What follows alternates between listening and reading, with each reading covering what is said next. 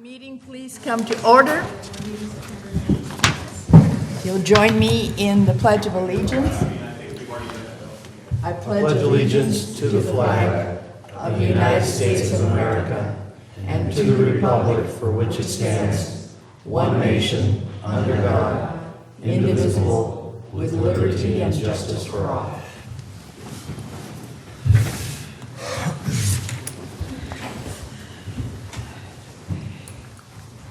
Welcome to the regular meeting, Wednesday, September 9th. And if you'll please turn on your mics. Okay. Roll call. Yes, Director Davidson. Here. Director Ratterman. Here. President Underhill. Here. Director Mills. Here. And Director Strange is absent. Okay. Item number 2, public comment. At this time, members of the public may address the board on any non-agendized item. The public is encouraged to work through staff to place items on the agenda for board consideration. No action can be taken on matters not listed on the agenda. Comments are limited to 5 minutes per person. Open for public comment.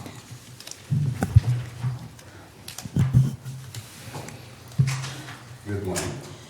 I'm Peter from Finland. I looked through this, but your system that I brought to your attention. Excuse me, can we have you speak into the mic? Is it on? Mm-hmm. Can you hear me fine? Mm-hmm. Thank you. I got such a small, petite voice in mine, you know. But hopefully sometime in the very near future, that tier system that the court ruled on, I'd like to hear what you folks' interpretation of it is. It was brought to your attention before. It was brought to your attention a couple of months ago when the judgment came down, and it's continued. Hopefully the next bill I receive, it won't be on there. Worded. If you use more, fine, but you're going to charge the same amount as you have always had. So, because that found by the appeals court unconstitutional. That's one thing. The other thing I like to request, because I'm such a sweetheart, and I'm going to be nice and gentle, this is about the consent agenda, that the public cannot pull something that you're voting on the agenda, and you're voting on, or you cannot pull it off and take a look at it. There might be a little bit of discrepancy between the Brown Act and this practice. I would hopefully suggest, with all due respect, take a good look at it and compare the two. And I'm sure you don't have to have any big legal expenses. Just take a look at what it says, word by word, and compare to what your little booklet says. There is a discrepancy. And it's in English, maybe I didn't interpret it right. Governor Brown tried to do it. You know who ended up paying for it? The ratepayers, the taxpayers. Board of Supervisors tried to do it. That's ended up with FEMA. But I want to bring it to your attention. The ex-state attorney general was a congressman. He's not in business anymore. Any and all of the Board of Supervisors who was involved are not in business anymore. Brown Act's got a very good reason. Sometimes it brings up questions, and maybe you feel it's a waste of your time. But since it's my money, my property tax, my ratepayer, I believe I do have a right to request items to be pulled down. If you feel it's a waste of time, you can always get your butt out and walk out and have a cup of coffee. But I do have the right to do it. Thank you very much. Let's have a nice day.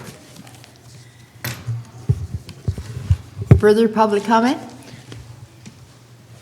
President Underhill, I want to respond to one item that was raised by Mr. Reyes this week and last week, or last month as well, about the tiered rate systems. Tiered rate systems themselves are not unconstitutional, and that's not what the case found. The case found that tiered rate systems that had a penalty for excessive water use were unconstitutional because they weren't tied to the cost of service. So I just wanted to clarify that tiered rate systems themselves are not improper. Thank you. Good morning, everyone. Ron Ringen, one of 5 Board of Directors of Tuolumne Utilities District. Just wanted to let you folks know that as of yesterday, we have finally hired a new GM. Right now, as you know, we have an interim GM, Mr. Andrus, who has been a breath of fresh air, by the way. At any rate, our new GM is Tom Hagelin, and he was the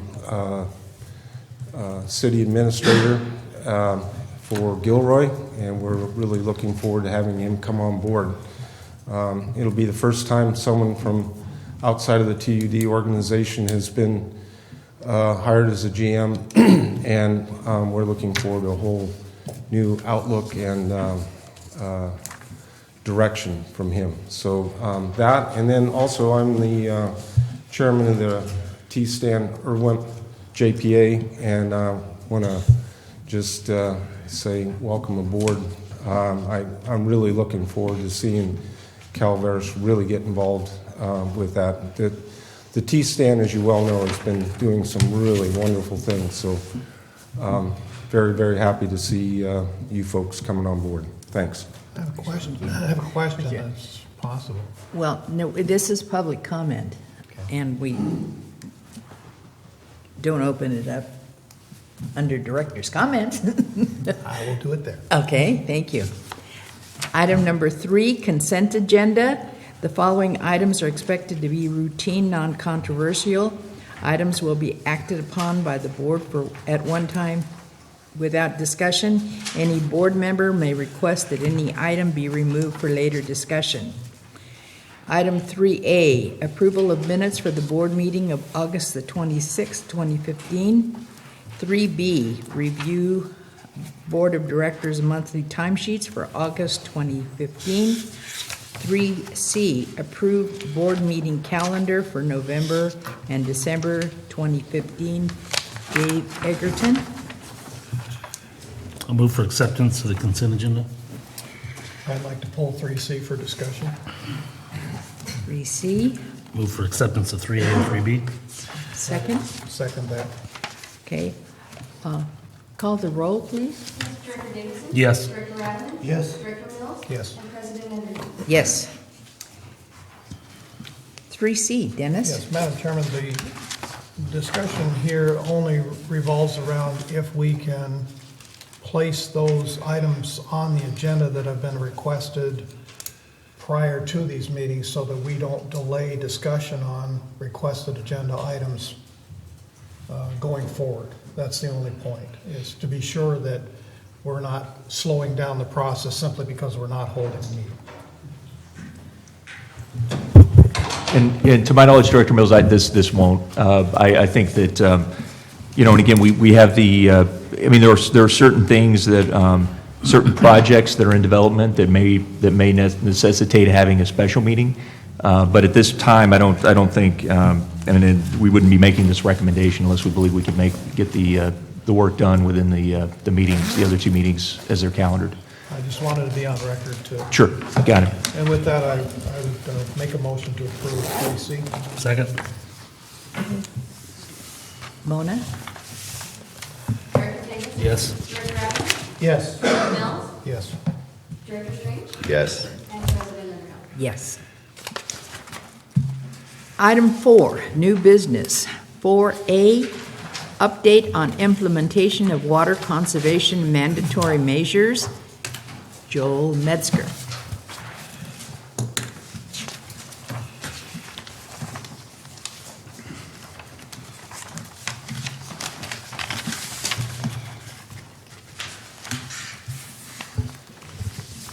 Good morning, Madam President. Good morning, members of the board.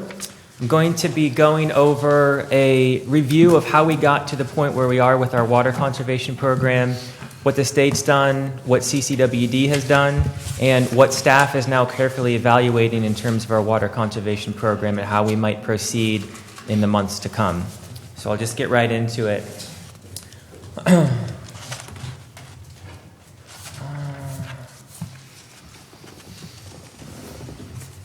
I'm on the wrong PowerPoint. Make sure I get the right one here.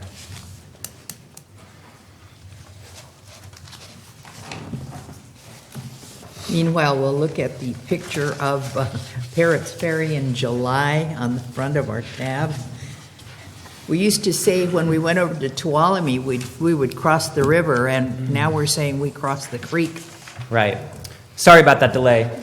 So I do want to give you some visuals because I think visuals really help me see where we are. This is Parrots Ferry in July. This is the old bridge that we're looking at. This is taken standing near the new Parrots Ferry Bridge.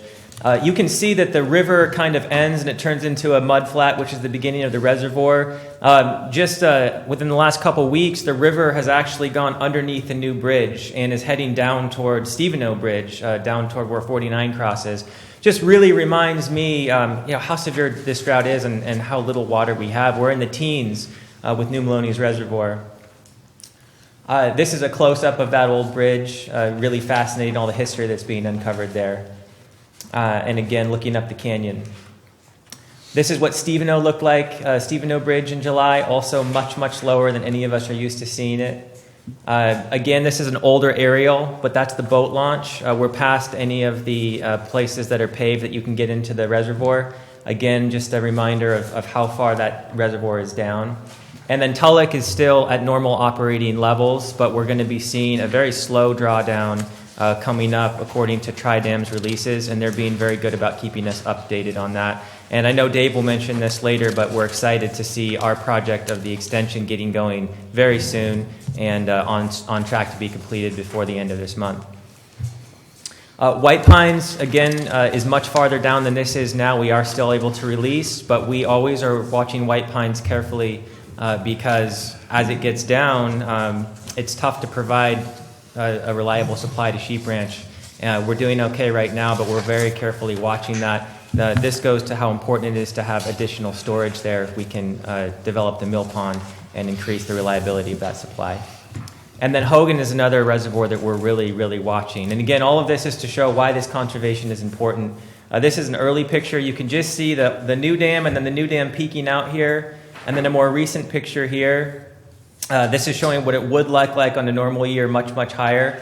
And then this is what it's looking like in August. The dam is well out of the water. Again, in the teens in terms of storage right now. And that's causing issues with our treatment plant operators, getting a lot of turbidity in the water. Here's a dead tree, and we're seeing dead and dying trees throughout the entire county. That's an oak tree. This is what the bark beetle is doing to our conifers. More signs of how severe this drought is. So just a quick summary. We are in the fourth year of drought, as I've mentioned before. This is one of the driest years since records have been kept, if not the driest year. And tree rings indicate that we haven't seen a string of 4 years of drought of this nature for many, many hundreds of years. And the reservoirs are below average, as you just saw. So that this drought has led to the governor and our state government reacting first with some voluntary conservation measures in 2014, and then with some mandatory conservation measures in 15. And this is really what has led to CCWD making big changes to our water conservation program and what we're asking our customers to do. And I'd say the biggest direction came from the state on May 5th when the State Water Resources Control Board approved a regulation that laid out the plans to achieve the governor's mandatory 25% cutback in water use. Acting on the guidance from the state board, actually, let's go back to 14. First, we did stage 3. I'm sure some of you remember stage 3. This was very successful for 2014 and the beginning of 2015. We did see a 20% cutback in 2014, and then if you go into the early parts of 2015, which is the time that we were being evaluated on, we saw an 18% cutback. This was very, very successful.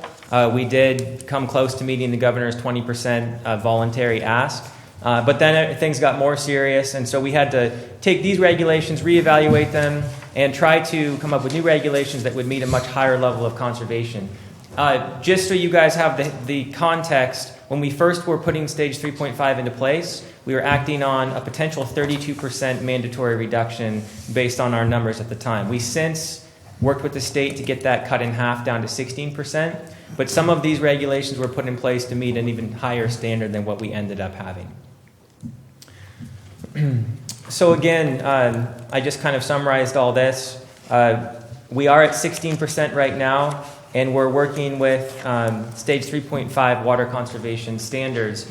How does the state know that we're doing what they're asking us to? We report to them every month. It's due on the 15th of every month, and we report these things. What stage of conservation we have invoked and whether it's mandatory or not. The number of days per week that we allow outdoor irrigation, the number of water waste complaints that we get, and then the contact we make with those folks and whether it leads to a fine. The state's tracking all of these things. Also, we have to report the total monthly potable water production for the current month and compare it back to 2013.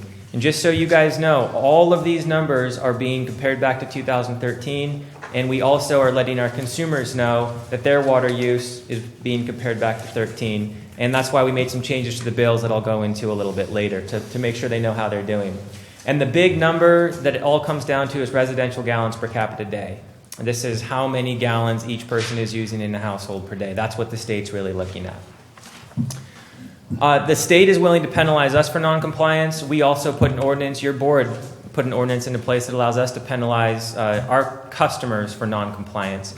This is what the state could do to us. If worst comes to worst and we really are willfully violating what they're asking us to do, they could eventually penalize us up to $10,000 per day. We are well above the state requirements. In fact, we got a letter congratulating us on our conservation, so we're not in this territory, but it's important to remember what could happen if we don't meet the state requirements. So stage 3.5, I gave each of you a copy of this in case you haven't seen these flyers lately. This is what everyone's being held to right now. This is what's been very successful, in fact, more successful than I even anticipated. And this is really just the first part of it, but these are the main things that are affecting people's behavior. Limiting the outdoor irrigation to before 9 a.m. and after 7 p.m. That knocks out the heat of the day, so that saves a lot of water. Also, if we find a leak that's verified, customers have 72 hours to repair that. Otherwise, we would send them a violation letter when we check back and find that they have not repaired that leak. That's helped a lot. People are getting on their leaks a lot faster. And then finally, the days of the week. So outdoor ornamental irrigation is limited to 2 days a week. And we have it based on address. So we have the odd-numbered and even-numbered watering on different days. And we've limited outdoor irrigation to none on all the other 3 days. However, there's one exception, and that's for these items: vegetables, fruit, shrubs, and trees. Also, drought-tolerant and native plants that are newly planted. Even though in the long run, native plants and drought-tolerant landscaping save a lot of water, in the near term, they actually need more water to get established, since we're trying to recognize that to encourage people to put those in. We did make a change to stage 3.5 in early July to allow trees and shrubs to be watered that third day, in addition to the vegetable gardens, fruit trees, and drought-tolerant landscaping. And I'll go into what the effect of that was a little bit later in this presentation. And just to note that one, Joel and members of the board, the reason we did that was because that was one of the primary comments that we were hearing from the public when we were out giving presentations on this and really trying to be responsive. The big concern is they didn't want to lose their trees and shrubs, given the investment and the other values you get from those, like your shade and the habitat and everything else. So we interpreted the additional day to allow for that, so that we could meet that need. But as Joel said, and you'll probably see, I don't think it's made a big difference in the actual water use numbers themselves. Right, and just as Dave said, that was a huge request from the public and from our customers. So if someone does violate repeatedly, we do have a system in place, which is part of the current ordinance that is enacted. First, it's verbal warning, then it comes to a written warning. And just so you know, we have not had to fine anyone at this point, and we have had great success with our program. And I'm proud to say that we're not getting into fining people. We're able to talk to them and educate them, and it's been very successful. I hope that we don't get into a culture where we're putting fines out. I'd like to avoid that. What's the number of complaints? Do we have many complaints at all? We have a lot of reports of violations, but I would only write someone a letter or if a CCWD staff member witnesses something, because I don't want neighbors to be pitted against each other. It needs to be witnessed by staff. And that's been a good policy in my mind so far. So we report this to the state. We've had anywhere from 10 letters that have gone up to mid-20s, and nothing more than that. Oh, that's- Not a big number of letters have gone out so far. So Joe, whose language, who wrote this, basically, for instance, the outdoor ornamental irrigation limited to? Because vegetables and fruits, I don't consider ornamental necessarily, so, but yet they're included in that. So going back to that, the outdoor ornamental irrigation limited to 2 days per week, we're focusing turf, we're focusing annual flowers and things of that nature with that. Vegetables are included in that. They can be watered as well, but they have the extra day. So we're looking at 3 days for all of those things on the last line, but the turf and the annuals and the things that aren't absolutely necessary or really beneficial other than cooling the area and aesthetically beautiful, that's what we're really targeting. That's what the governor is really targeting. So as far as gardens and things like that, we haven't really identified, using the term garden and orchards and stuff like that. Well, this is kind of a summary. The actual flyer in front of you is going to have the language that's gone out to people. But I hope that it's clear that all of those things are included in your watering days. In fact, they have one extra watering day than the purely aesthetic plants. Okay, and that was just my point being for clarity, Okay. for folks reading those. Okay. And just to remind the board, the target on this all along, and this is consistent with where the governor's order was to really try to limit irrigated turf in particular. And I think our community's been very successful at that. I mean, we can see it with the brown lawns and the numbers that Joel will show on our conservation. Yeah. So I just want to recap the public outreach, and I want to highlight what the state's done because we have to recognize what a big effort they've put out. People are seeing conservation messages on their news stations, on their radio, in their newspapers every day, and that really comes from the top. Governor Brown is pushing this, and the state board is pushing it. Also, I have to give a lot of credit to the Save Our Water website and that effort, which has received state funding. They're doing an incredible job, and I personally have used a lot of their materials to get our own message out. And then also Aqua, which works with Save Our Water, has been incredible and a wonderful resource. So that statewide effort is a big part of what we're seeing. In addition and complementing the statewide effort is what we've done locally, and it's really the two paired together that have achieved the results that we're seeing. So what we've done is put things in people's bills. The flyer you have in front of you went out to everyone. We have a message section on people's bills. We're reminding them, this is how much you've saved. Keep up the good work. Thank you for your conservation. We also changed the bills to where we have 3 graphics. One is your use in 2013, one is your water use in 2014, and the final is your current water use. It compares the latest billing period, current last year in 2013. It gives you a % reduced or a % increased. So they know exactly how they stack up to the 2013 number. That's given customers a lot of information. We've got a lot of good feedback about that change to the bill. We've also been doing a lot of in-person phone education. Road signs are all over the place, conservation flyers. We launched a brand new website, which has been wonderful, much more user-friendly. Social media has increased. Working with the local media, radio and TV interviews, doing as many of those as we can. And then community meetings, I think, has been one of the most important things that we've done. That face-to-face personal contact, I think, has the biggest benefit, and that will lead to behavioral changes and has led to behavioral changes. And then school outreach is another thing that's close to my heart. I really like getting into schools and talking to kids about this stuff, and there's been a lot of positive reaction to that. Couple of things, please. As far as the attending numerous community meetings, people are asking for Joel to come to make presentations, and I think that's very positive. He's done a wonderful job of outreach. I want to make sure that we start hitting the schools further up the hill.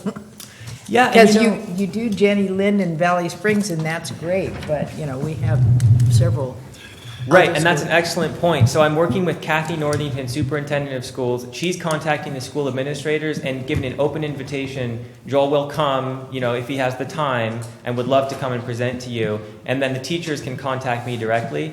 I haven't heard from very many schools up the hill. I don't know what it is, whether they're busy, but I just haven't had the invitation. So I'll try to maybe be proactive about getting some of that set up. I know Avery's looking to have me up at some point. Right. Just a quick run through with some photos. This is the native plant sale. That was a really wonderful thing that we did, and that led to putting in the native plant garden all around the headquarters here, which is a great example of native plants looking beautiful, and that can be your main landscaping. Very water-wise.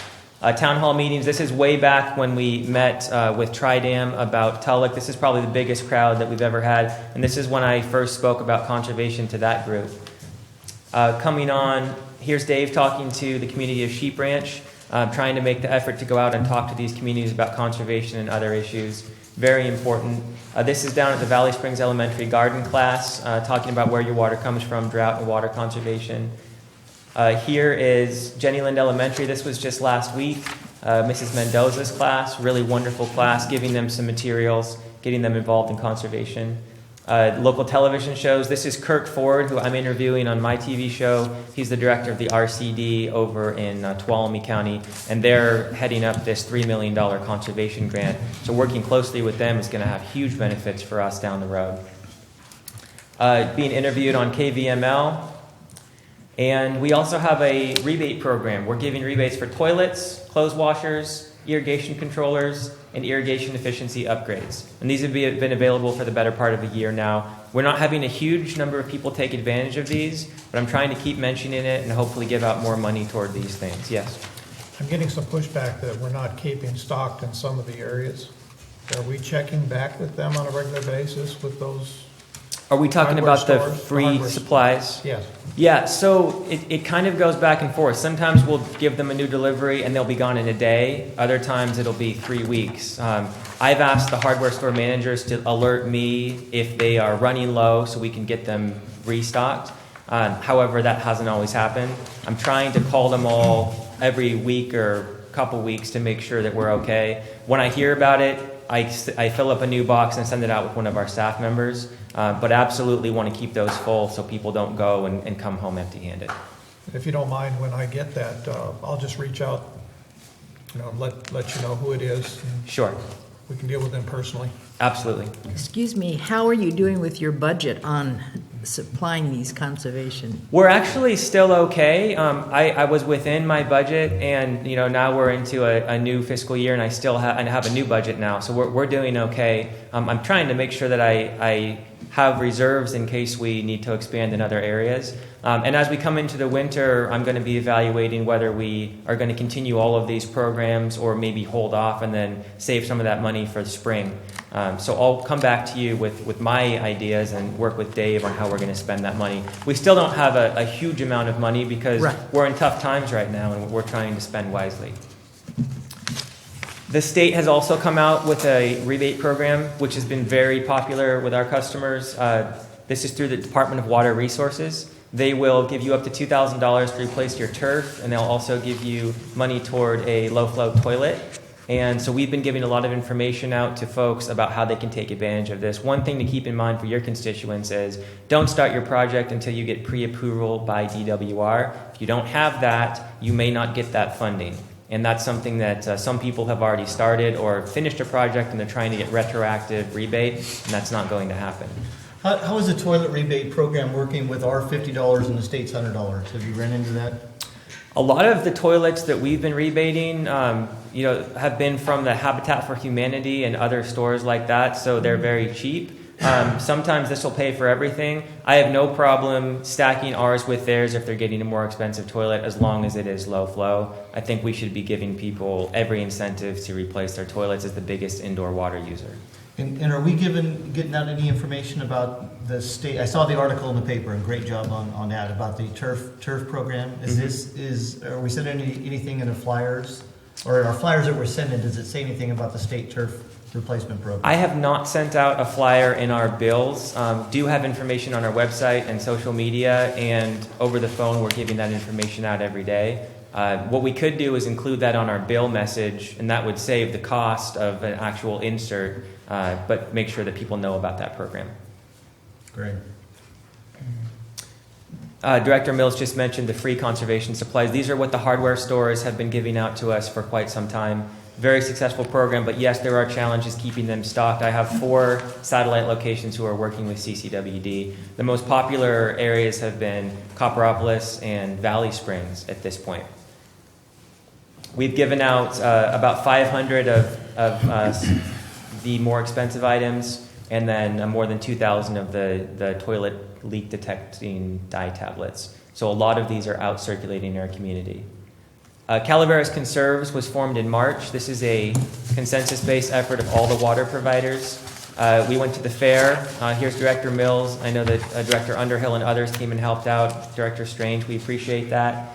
And it's been really wonderful to see the water providers come together, create a website that's been very useful for all of the water restrictions in one place, going to events, making signs that are all over the county. Everyone sees those signs, everyone knows about them, and has gone to the website. The community really has responded to that effort. I think this has been a big part of our water conservation success as well.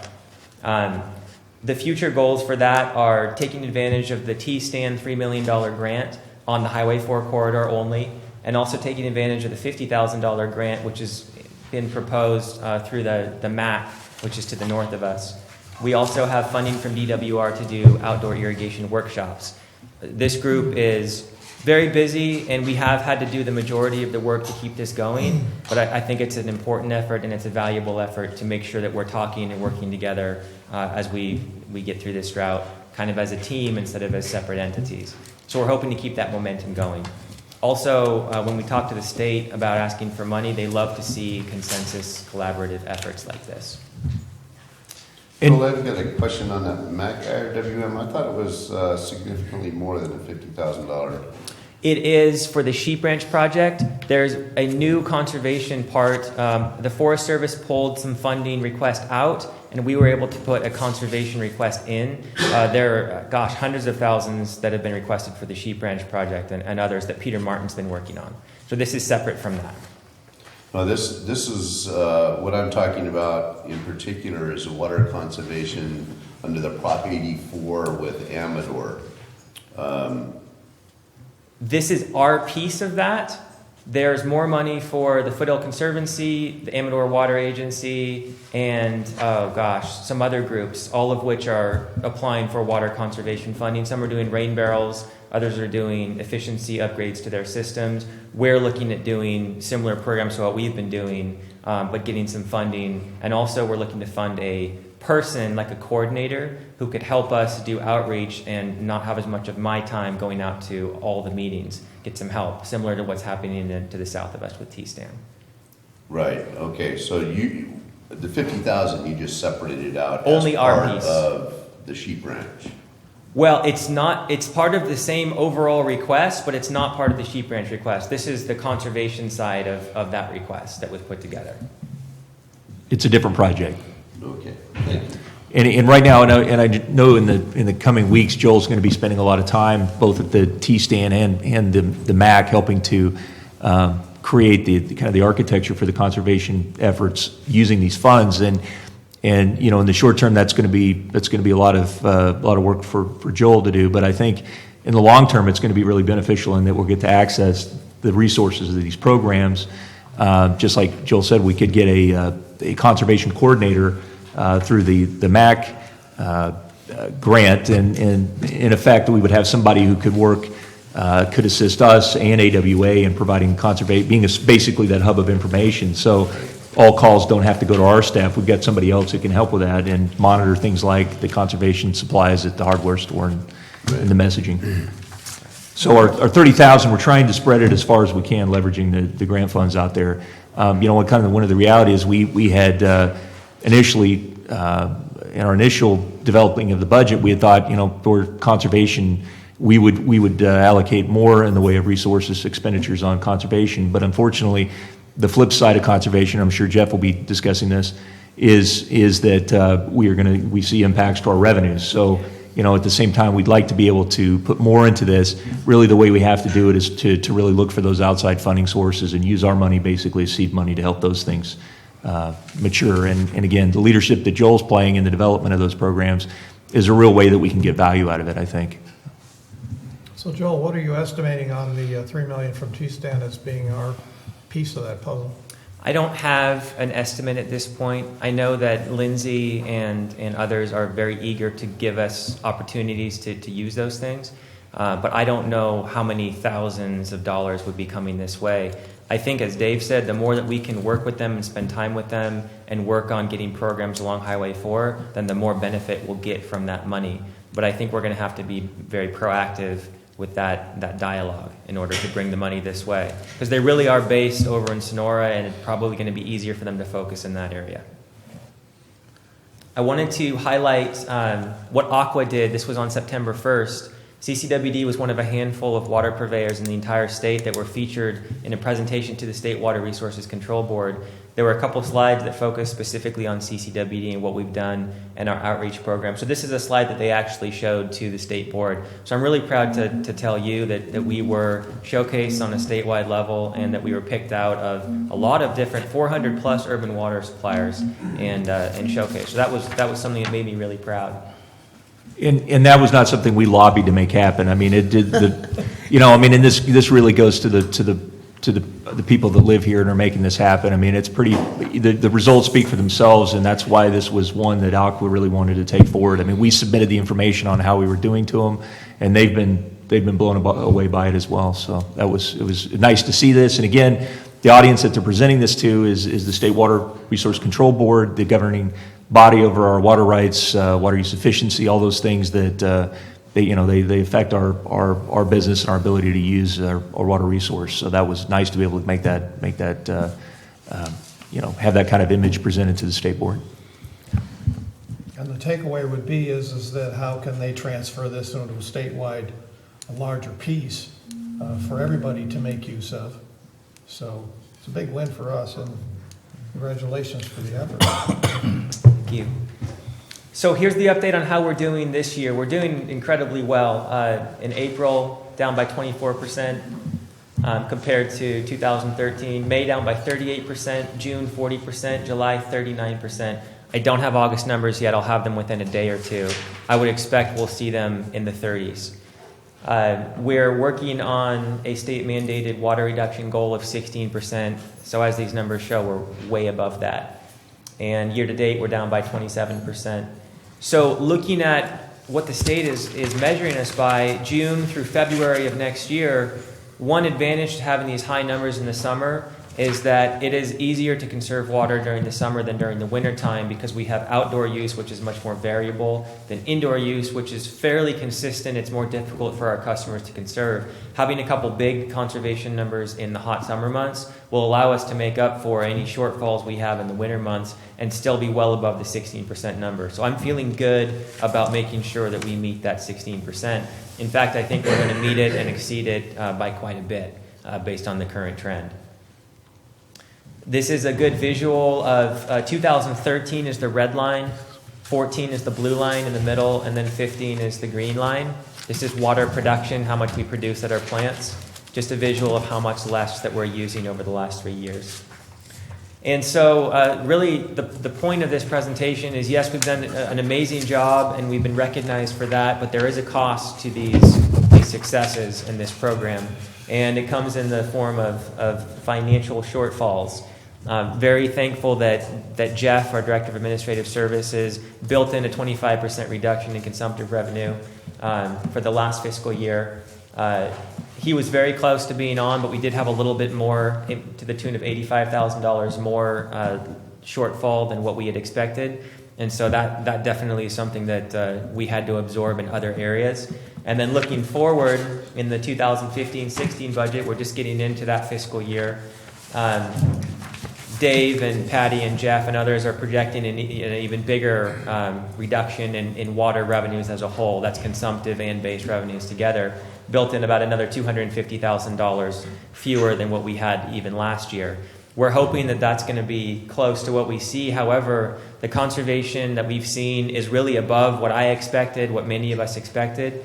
And so that's going to probably hit our consumptive revenues, which is the variable, how much water people buy above what's included in the base rate.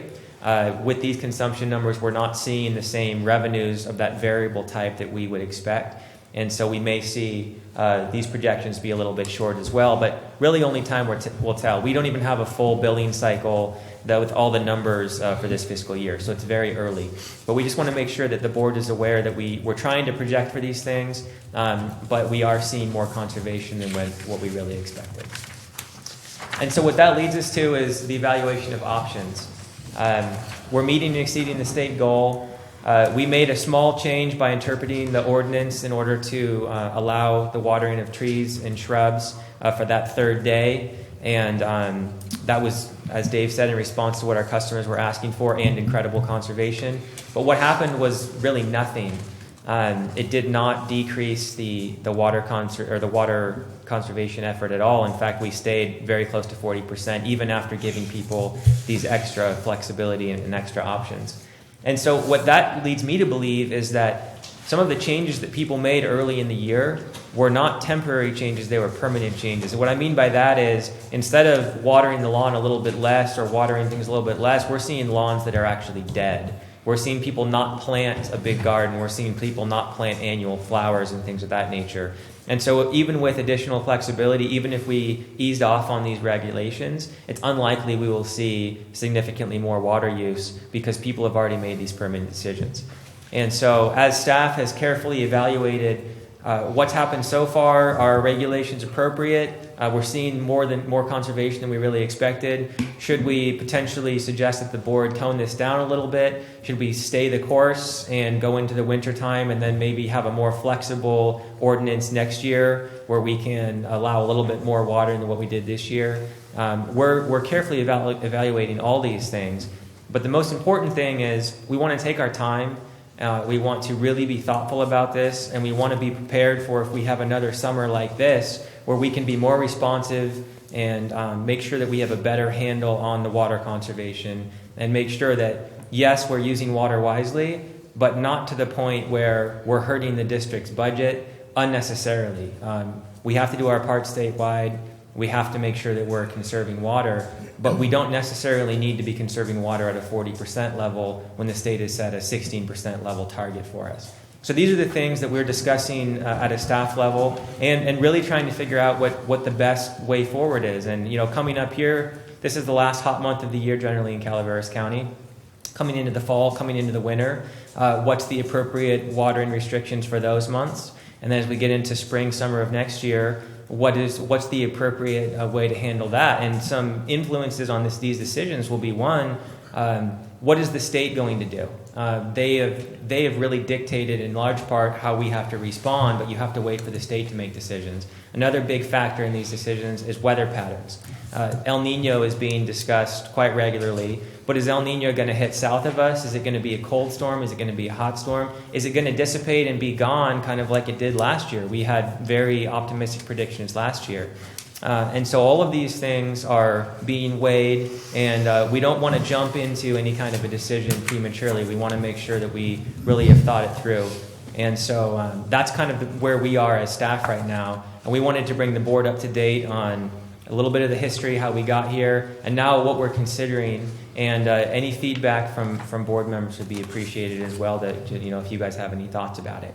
But I personally know that I'll be working with Dave and Jeff and others to start getting some recommendations for how to create a plan that gives us a little more flexibility and a little bit more ability to react to a changing game in terms of conservation levels, what our customers are doing, weather patterns, without having to come back and pass a new ordinance each time. So that's kind of the direction that I'm looking to go. And that is my presentation for you today. Well, what kind of ideas do you have, Joel, on how to get the word out to our community to save closer to 20% than 40%?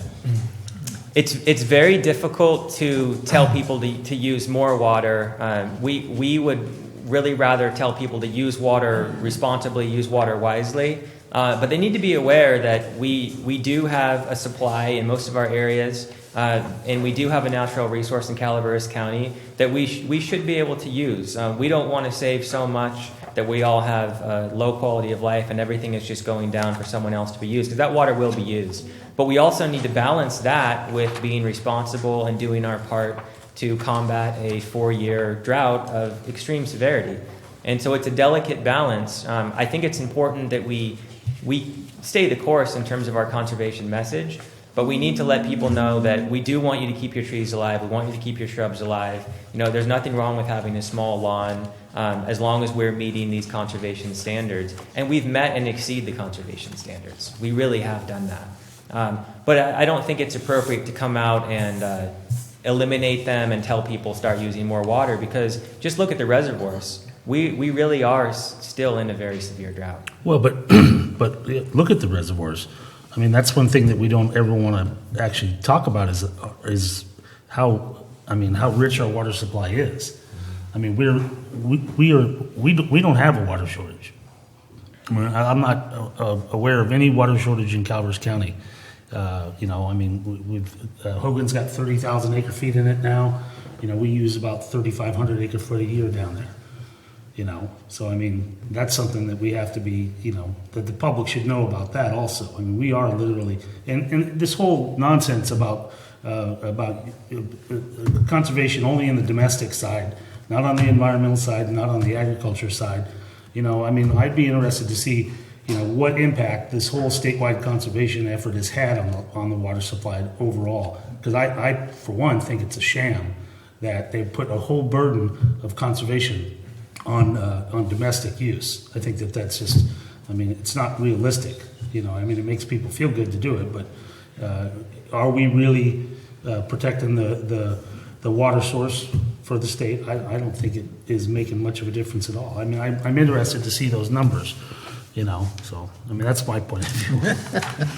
I'm not as optimistic about it as everybody else. But, I mean, I think it's been great that we've been able to do it, but It's kind of the only way that people can really make a difference. I mean, I can't do anything with ag water. I can't do anything with environmental water. It's a complaint. You know? It's not a complaint about the public. It's a complaint about state government and what they're trying to, you know, pull the wool over everybody's eyes.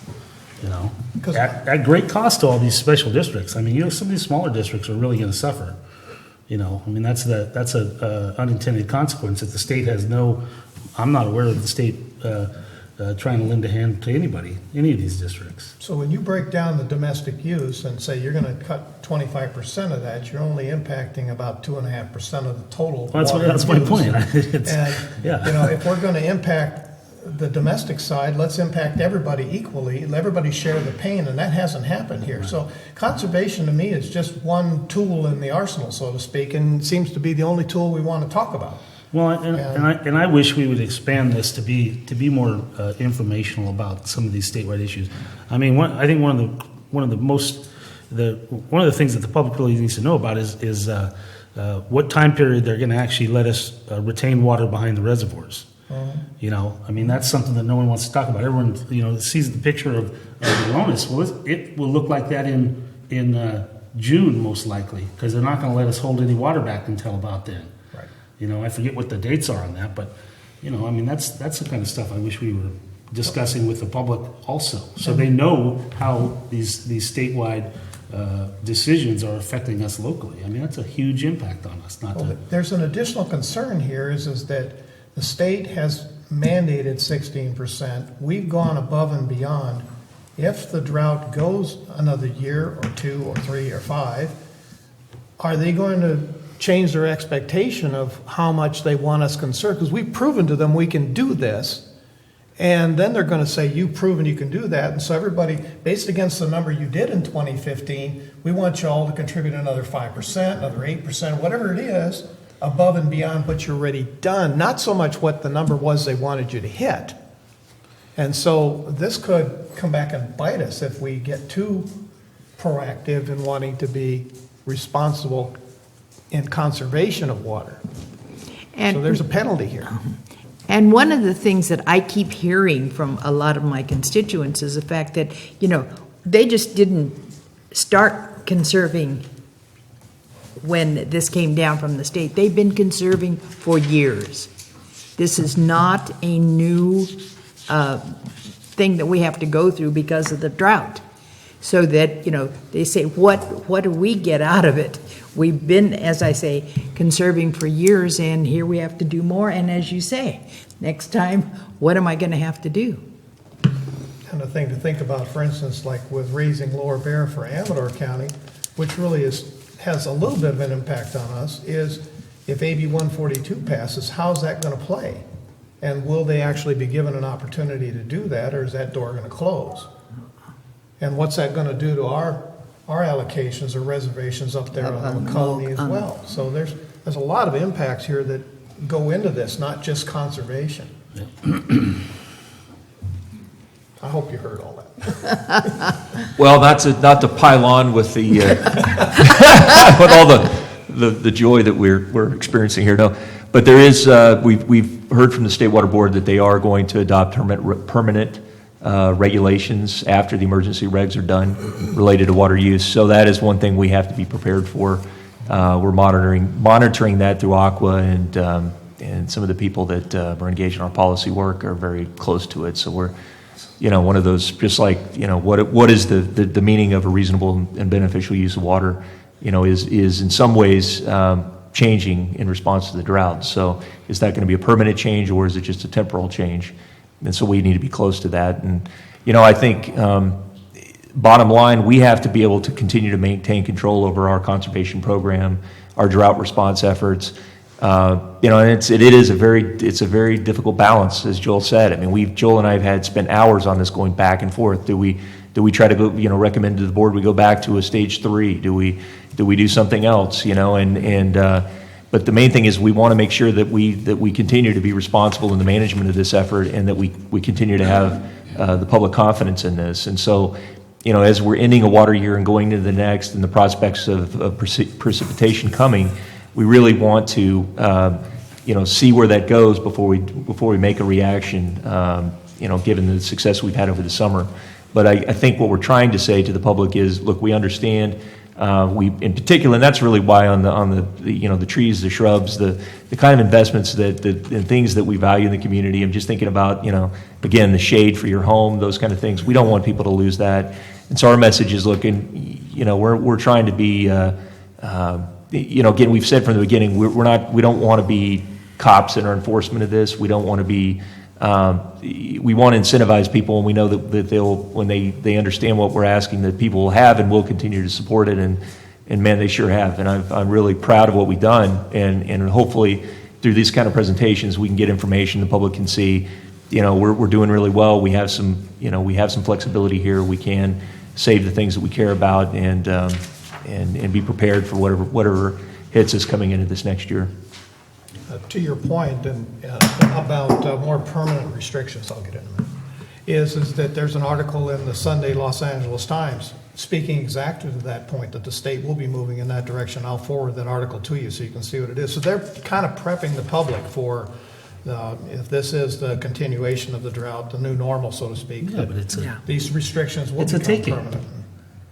I mean, I don't see how they can say it's not a taking. I mean, we have water rights, and they're supposed to be enjoyed by Calvert County, and the state is basically socializing water. I mean, it's I just can't believe that this is going to go unchecked. I mean, but we'll see. Joel, you've done a good job. I appreciate it. I just speaking for our neck of the woods up there, a couple of photos maybe of Bear Creek, the fact that it's dry as a bone, regulating reservoir, if you tied that in with this, just, because it's our water supply up there, it'd be great. One thing I do want to talk about, it was a big issue last summer and fall for a lot of people, was the odor and taste issues that we were having up there as a result of the drought and our conservation measures and all, and that has just gone away 100%. There are, I've received no complaints by anyone up there. We can't flush the lines and all, but what Bill has done with the aeration system, and then the still well there, as far as having one offline, clear well, I'm sorry, having one offline, but that significant aeration system in the regulating reservoir has just made a world of difference. So I appreciate that, to the district. Yeah, it's great. The last thing I'd say is I'm so pushing gray water. We get more gray water out there, gray water info for those folks that again want to, take an active stance with water conservation on their own, properties and all. Thank you. And lastly, I just want to recognize Joel, and I know he was recently recognized for his efforts at the Taxpayers Association on this, and all the many people back here, the staff that have been a part of this to make it happen. I can't thank you enough, and it's good to know that we can see these kind of results when we have to. This is a very important tool that we have. Again, it's only one of many, and we recognize that. But I do appreciate the hard work, and you look at something like Calaveras Conserves, and you think, a year ago it didn't even exist, and now that really is such a great vehicle for us to work together on conservation, and I think it's going to open up to all kinds of issues. I really believe that it's a platform for us to speak with one voice on the water needs of this community. So, thank you, Joel. Thank you. Good job, Joel. Just real quick, do we have any data on what, City of Angels or Valley Springs PUD are their numbers public? Yes, they are, and they do publish them as part of their, City of Angels does as part of their report from their. I'd just be curious to see how the other agencies in the county are. Angels are struggling with THMs and some other issues, and state's already kind of gotten on them over it. So Good. we're not unique when we have taste and odor problems. I can get some of those over to you, Jeff, via email. I'm just curious. Thank you, everyone. Good job. Thank you, Thanks. Joel. Thank you. Item 4B, discussion action regarding consideration of proposed wholesale water service agreement with Blue Lake Springs Mutual Water Company. Dave Egerton. Madam President, members of the board, this agenda item is a placeholder. We are, as the board is well aware, since the beginning of the year, we've been working diligently to staff level with staff and council from Blue Lake Springs Mutual Water Company on trying to come up with an arrangement where Blue Lake can gain access to water supplies, surface water supplies from CCWD to supplement its groundwater supply. As we know, in the past, there have been times when Blue Lake has experienced a dropping of its groundwater levels to the point that it needed emergency water supplies from CCWD. And so what we've been working on is to try to come up with a framework, an agreement that would allow us to get past that so we don't have these year-to-year emergencies, and instead could augment a conjunctive use program where Blue Lake Springs could continue to operate its existing wells and realize the full value of them, but in a way that would make sure that they have a useful lifespan and that they aren't depleted in short time. And so by having access to be able to supplement their water supply with some amount of water from CCWD to blend with their groundwater to deliver to their customers. And again, this is a wholesale type arrangement because they have their own distribution system and their own customers, has been the primary focus. Secondarily, we've also been trying to create a framework whereby if in time when Blue Lake finds that if it does need to go to a water supply exclusively of surface water from CCWD, they would have the opportunity to do that. So instead of continue to make investments in groundwater, then in time it may deem those aren't really the cost benefit isn't there. It would have the option of being able to come to CCWD and purchase all of its water supply. So those are kind of the two paths we've been trying to chart with this agreement to avoid all of the uncertainty, the controversy, and everything. Have it all laid out in agreement. They could immediately begin receiving some amount of water from CCWD. And the amount we've been talking about is about 100,000 gallons per day max demand. It's approximately just less than a third of their existing supplies, total supplies right now, or deliveries right now. And they could have that immediately. It would be provided on a wholesale basis, and that would be behind us, and we would have that established, and they wouldn't have to worry about year to year. Are they going to have to drill another well in the next few years? And then also we would include provisions in the agreement again to deal with the long-term issue on the ability. What would be the formula by which they could apply for full service from CCWD? The terms of that. What would be the cost of that? So all of those things that we've been working on. It's funny, Larry was actually close to this when he was here. Now we've had, Larry's in the process of retirement. I'm wondering, how many of us will be left standing when we complete this? Hopefully it won't be long, so that we'll be the group that's still here. But our goal really is to finish this soon, and literally my goal is to have this done this month if possible, that we can finish drafting the agreements and bring this forward to our boards for consideration. And so we're at the very end of the negotiation process. There's still one or two key issues that we've got to get through that have not been easy, particularly the pricing issue. What really is a fair charge for water capacity, both now to buy into the system to get that 100,000 gallons per day max, and then in the long term to be able to get all of its additional supplies. And really, a lot of the challenge, but also the opportunity is we have a lot of history with Blue Lake. One time we had an interconnected system. I mean, in fact, the infrastructure is still there. We have a physical interconnection. But we basically, we were jointly developing water supplies together, many of which Blue Lake is still continuing to enjoy to this day.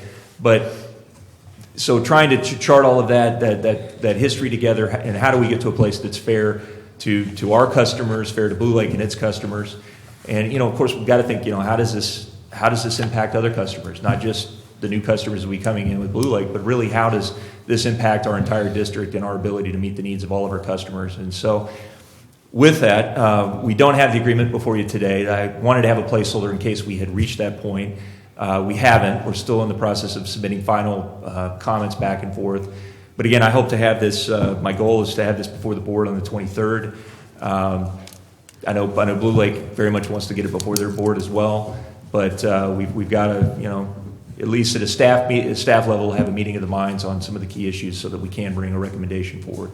And so that'll be before you the next meeting. So I would just ask that we continue this item until the 23rd. Well, just briefly, Dave, is there going to be any infrastructure changes needed here, or is it all in place and just a matter of turning them out? That really,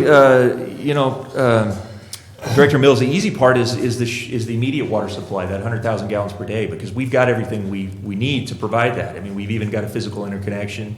We've got capacity at our plant to be able to provide that.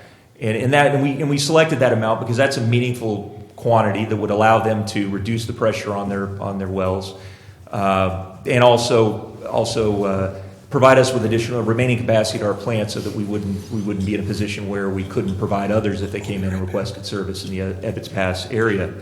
The challenge is in the future if they come in and say, we want to get that additional 300,000 gallons per day demand or more, depending on where they end up at build out.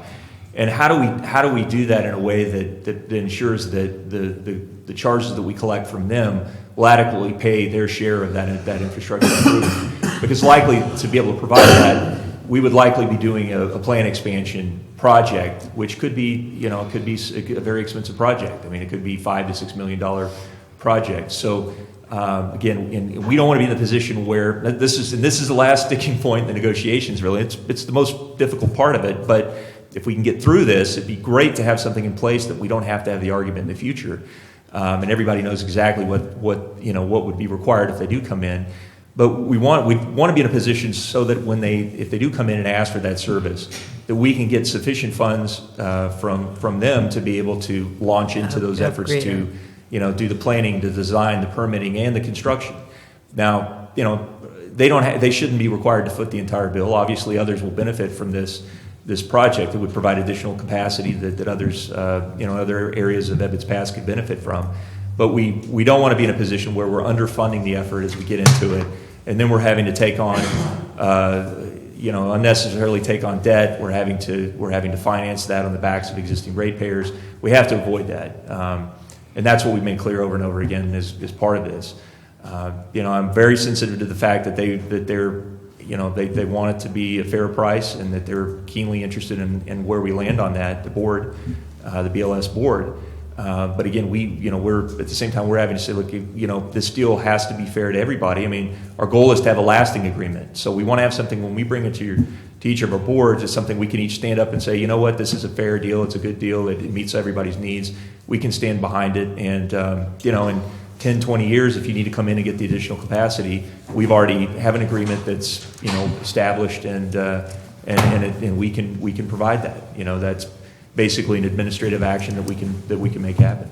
Well, thank you for putting all this out into the public discussion, because it's important that the public sees how much work is having to be done to get it there. Included in this, is there going to be a way for them to, in essence, moderate our demand spikes? In other words, make use of their system to help stabilize the flow through the treatment plant so it isn't fluctuating up and down? Because I know the more stable you can flow that water across that bed, et cetera, the better it works and the less tweaking you got to do. Mm-hmm. Well, in the way that we've addressed our operational needs at the plant and our remaining capacity and those peak flows is really that the biggest concern all along has been what happens on a peak day, particularly in July, August, when you have the height of many people living out of the area who come in and recreate and enjoy that. How do we do that in a way that we don't overly burden our system? And so that was really, and that's where Charles Palmer's analysis of what do we have in the way of capacity, what would be remaining that we could live with to have enough capacity for other customers coming in, and so that 100,000 gallons is really where we landed. And at the same time, we're balancing that. What remaining capacity will we have at our plant, at the Hunter's plant? And we're also thinking at the same time, we really want this to be an effective conjunctive use program. I mean, for me, the ultimate goal, and I've said this many times, I would love nothing more than to see this program succeed so that Blue Lake never really has to come in and acquire the additional water supplies if they don't want to. If their wells can continue to produce for many years because of the fact that, and one of the things in talking about that, how this would operate, how it would physically, the flows, one of the things that we contemplate in the agreement is that we would actually have a requirement that they use at least 40,000 gallons per day on average for the 2-month billing cycle in the shoulder months in the winter, so that basically they're resting the wells and during those periods of time, and we can see some recharge, and hopefully that again is that effective conjunctive use program that makes them viable for a longer period of time. And so we want to put some requirements in there that really drive home the fact that this really is supposed to be that kind of a program, and we want it to succeed. So. 25 years, you may retire. I mean, the challenge is we've got to be respectful of the fact that they're their own entity. They've got their own system. We're not in any way trying to take over their system or to take over their customers. I mean, this is a wholesale agreement. And again, we want to keep this would allow them to keep their options open on future water supplies. If they can realize the benefit of their wells, they don't have to make a decision on what they do for their long-term needs, but they have more reliable supplies immediately, and they have an option if they want to come to CCWD for additional supplies, again, but it would be on a wholesale basis. One of the things you've done is address the fairness of it, because we're looking at how many homeowners associations up there, and we can't, of course, give preferential treatment to Blue Lake Springs, much as, everyone would love that, of course, because we have to be able to explain or justify this with the rest of our water customers up there. So, I'm glad, and it's what now, 2 years? Are we talking 2 years that we've been involved in this discussion? And I have to say again, every time anyone from CCWD is out there, they're always being asked, well, how soon? How soon? But I'm glad to hear that you've pinned it down to bring it back on the 23rd. And I wanted to just ask the one question about the 100,000 gallons per day. That is the max, and that's to make sure that we preserve our capacity, because our plants are designed for peak flows during those peak time of the year with the summer water use. And so what we don't want to be, in 99.9% of the time of the year, we're not coming close to that, coming to our hitting our capacity, and that wouldn't be an issue. But what we need to make sure is that during those times when the water is being used at its highest level within the community, it's not overly burdening our system, so that we can't meet the needs of other customers and for additional customers that will come in over time throughout the community as we have infill. Right. One of the questions that I just asked Joel, tell me, how was our water treatment this last weekend? We had thousands of people up in Ebbets Pass. So I'd be curious, because we would be taking that and adding on 1,000 gallons for Blue Lake Springs. 100,000 max in the summer, yes. Yes, So you because- probably see that yeah. in the summer, they probably would be hitting that. This was our last big weekend, as I say, so that would be a good gauge of how, our treatment plant would be affected. And, certainly their water use this year has been dramatically down because they've got a prohibition on outdoor watering. And, that's one of the things I think about, you talk about the impacts of conservation. I mean, you can't even water anything outside.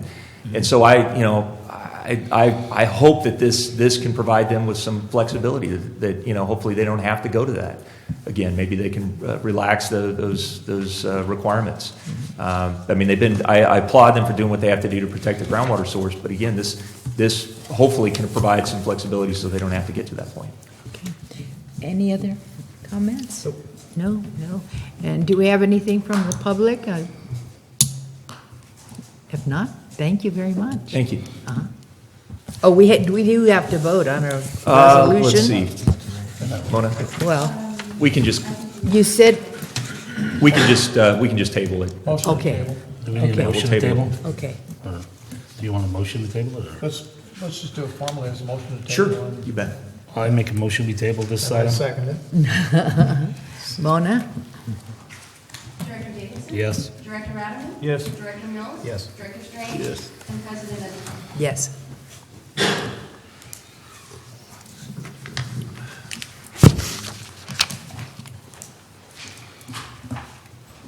Four C, and you're staying there, discussion action regarding appointment of CCWD Board Seat Division 5.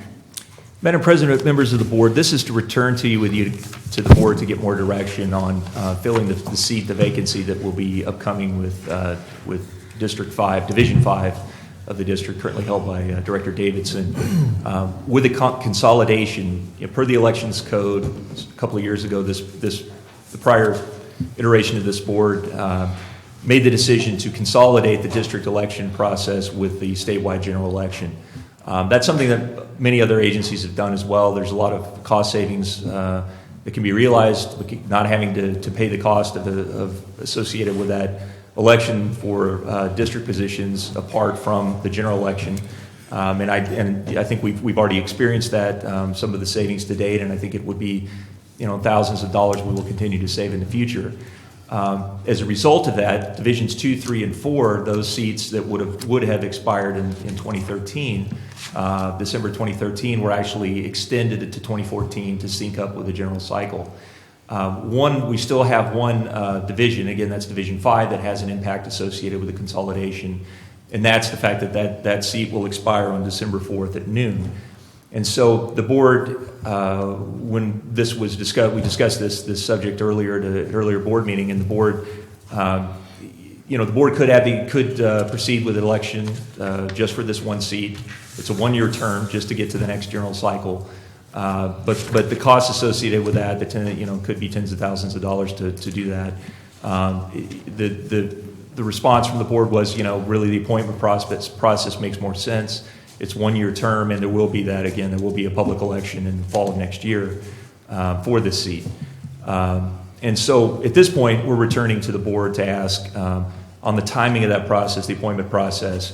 We have to issue a notice that's published in 3 places, and that notice would have to go out in advance of the appointment, of course, and I believe that's a 15-day notice process that we have to go through. Yeah, 15 days before the notice may occur, the notice has to be published and posted in 3 places.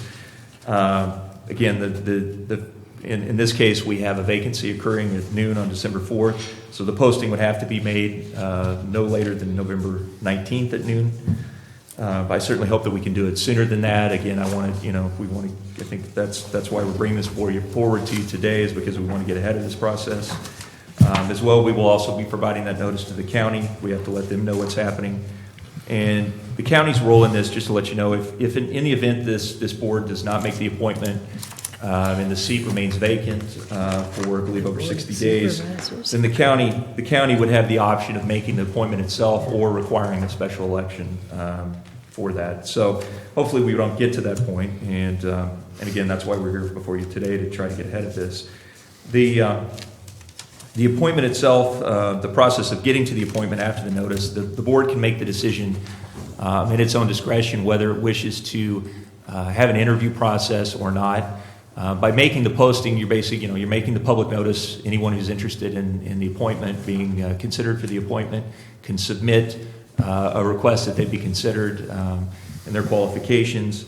The requirement, just as it is for any other director applying for the division, is that they actually reside within the division and are qualified to be considered. So by submitting the notice, by posting the notice again in the three places, we would be inviting the public to submit those nominations if anyone is interested in applying who lives in the district. But then thereafter, how this board handles the processing of those, basically those applications for consideration, is up to the board and its discretion, and that's something we're looking for direction today. Does the board desire to make the interviews are not required? The board can consider the applications and make the appointment at that time immediately. After the period closes, the appointment has to be done in a public meeting, so we would try to sync it up with one of our upcoming regular meetings. Alternatively, if the board does want to have interviews, those as well would be in a public setting in one of our meetings. So what I would anticipate is we would have the board would conduct those interviews within, again, one of its regularly scheduled meetings. We could conceivably, that could be at the same meeting that the board makes the appointment if it so desires, or it could be maybe a meeting ahead of that, and then the board could digest that and come back and make its appointment. But net effect is we're trying to take care of this now so that somebody's in place to go immediately upon the expiration of the current term. And so with that, Madam President, members of the board, I ask, Well, I'm going to look to my right because, I've You went through figuratively. this. There's more people to my left than there is to my right. I'm going to look to my left for the start of this discussion. No. And I'm just saying, for the process, I've never been involved in this before, so whether or not we appoint. We didn't, in the last one, I mean, maybe you should talk about how we did it the last time. That my interest is how That it's been was- handled. That's what I believe yeah. all- I We've believe never we- done this before, what we're ready Yeah, to. we did. We did it 3 times. Yeah. For Dennis 3 Newell- people, yeah. Dennis Newell went through it. Okay. Yeah. Well, just extending. All 3 of those guys were extended. Extended. Okay. At the same time. We didn't. We didn't do any that. interviews. All 3 of their seats were extended Yeah. based on the elections code when we elected to go with the general election. That's how it worked. We have appointed previously. Scott. Your seat was appointed. Yeah. Right, Right. but when we extended, That was just done. We didn't do was a that. different That was deal. just done per the Okay. government code Right. when we went to the general election. They didn't have to do No. this process. so we've never gone through this where how long you been, how many times you've been elected by the people? 4 different times for like 16, 17 years. Correct.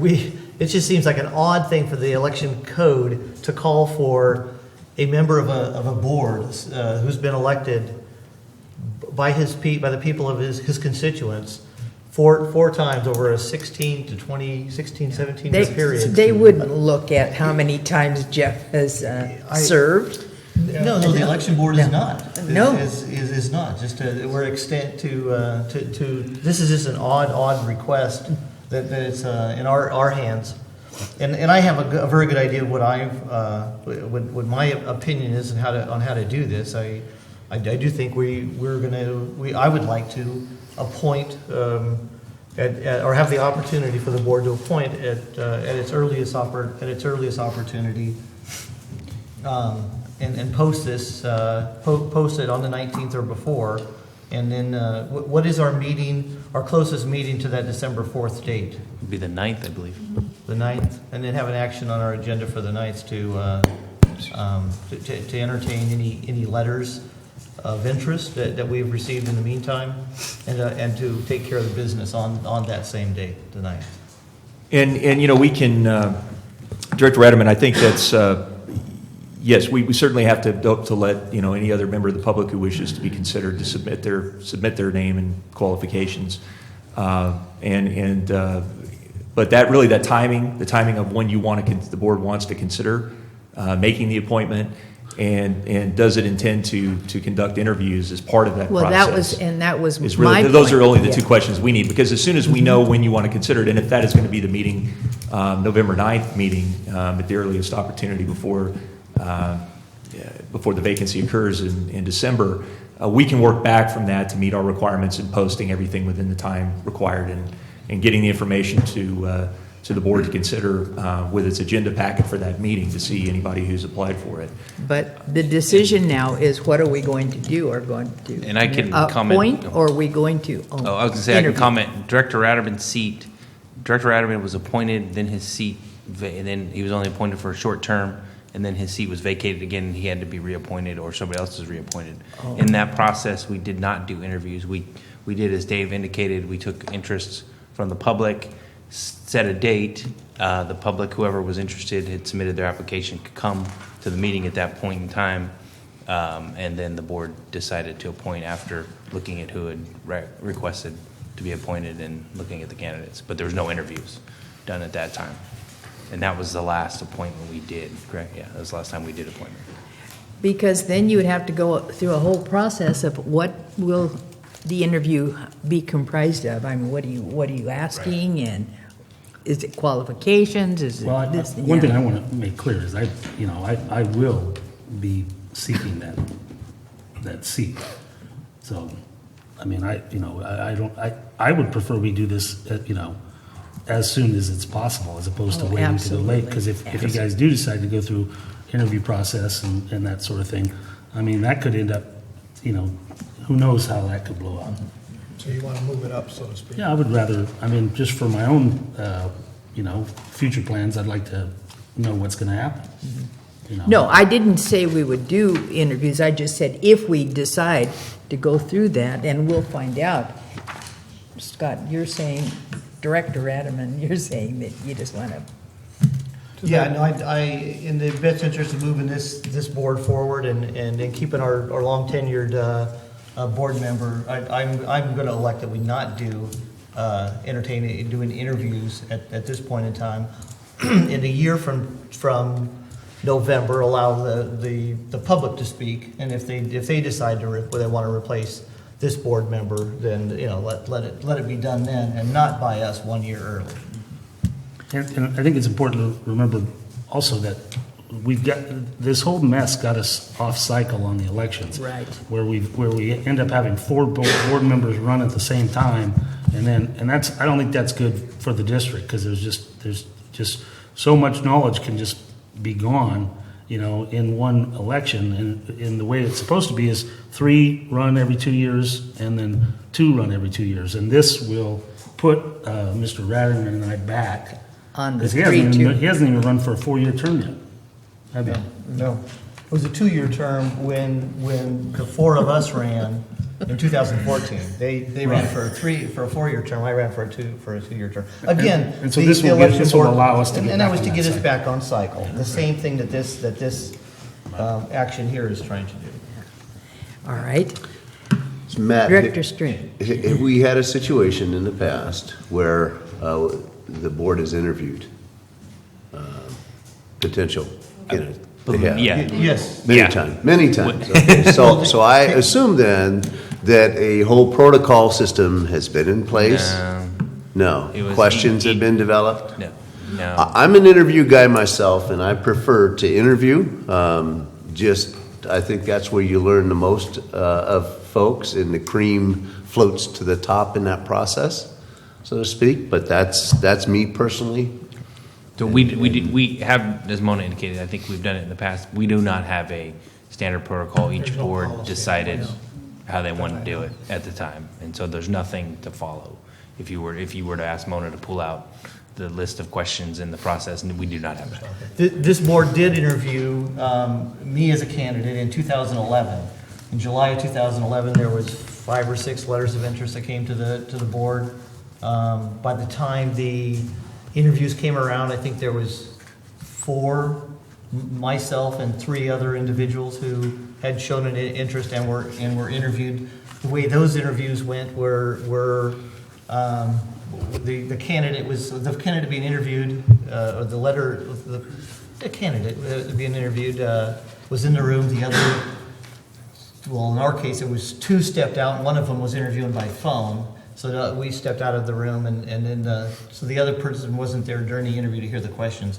But I'm pretty sure that the board asked similar questions to each of the candidates, and then they made a decision immediately after, or was it possibly the next meeting? that you But guys- it's a different scenario. Definitely. Because we had a vacated seat. I mean, Right. I'm not choosing to vacate the seat.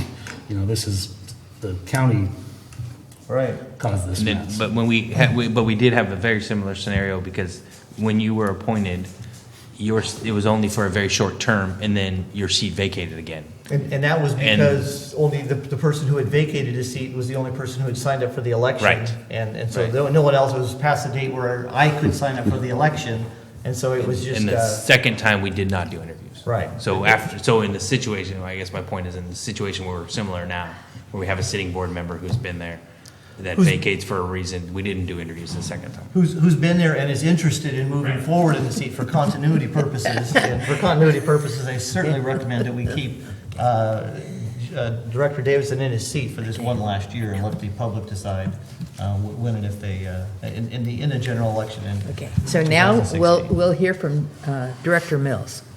We heard Director Strange. Yeah, I mean, express an all of interest. the things, the continuity, all that stuff comes forward in the interview process. I mean, we're all intelligent folks. If it was done in an open process, those questions that were asked are still available, and you certainly, I think by law, have to ask the exact same questions of every candidate, and you have to be able to evaluate that, and it's, well, at least the interviews I've been through for public, yeah. So anyway, that's my point, is that I'm an interview guy, and all the advantages, or lack thereof, always seem to come up during that process. So how Director quickly Mills. could we move forward in the time cycle, on the timeline, beyond what you have here? Could we pull this even back into later this month and start the cycle there?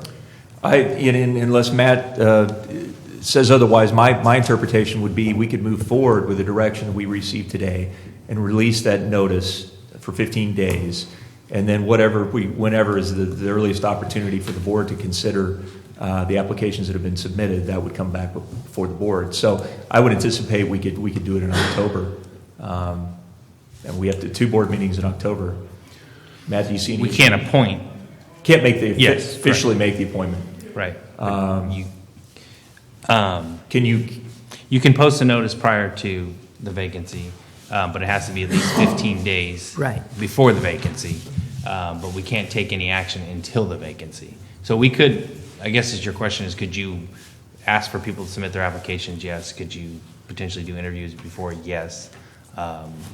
We would have to, at that point, the one question I have is I'll have to look at Director Davidson would have to probably excuse himself.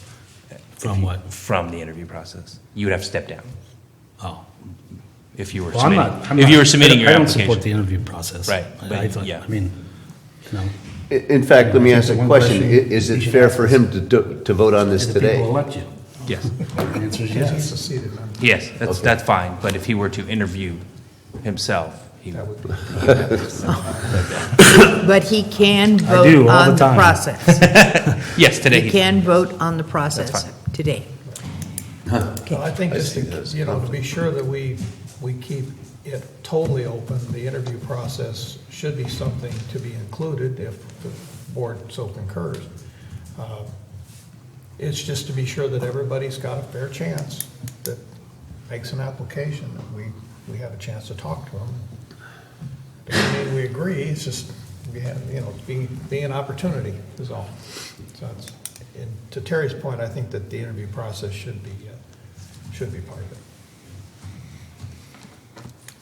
And so, to clarify, Madam President, so we can release the notice as soon as we get direction, so we could go ahead and do that. The board could receive the applications, could conduct the interviews if that's the direction it gives today. But formally, the action on the appointment can't take place until at least December 4th at noon, when the seat actually opens. Is that correct? Till the yeah, I think that, is that the And so time we for would the- do it at the first meeting in December would be the opportunity to formally make the appointment based on, Or have a special meeting. yeah. I would so move based upon what you just said, because I'm not going to repeat it. Well, wait a minute, though. Wait a minute. I'm just saying, I have a question. Go for it. Yeah. Because we're pushing everything forward, but we're not going to be able to do anything until, No. oh, I thought that's No, what you because it said. has to be vacated. Right. Yeah, we're just getting all the preliminary done. So we're ready to go. We're not holding anything back. So that decision can be made on the 9th of December. We're there. But I don't want us to be delayed in any way in this process or cause a glitch that would create an issue, so. Okay, so that, We could release today, that moves that timeline up on that piece of it. The only thing that would not be in that timeline is the actual appointment, which still has to occur on December on 9th. December 9th after the vacancy has occurred. Yeah, well, why would he want to vacate 2 months early? No, he's not. Oh. He's not. We're just going through the process of getting it all done ahead of time. Okay, And the process includes interviewing or not interviewing. Yeah. And posting, which we have to do. We have to. Just Right, posting earlier. Right. And It just helps get the it- posting process starts earlier and gets done earlier than the interview process, or our discussion process, if we're not going to interview, can be done earlier as well. Correct. And then when we move to the date where it comes time to vacate the position and fill it, we would all have this stuff out of the way. Exactly.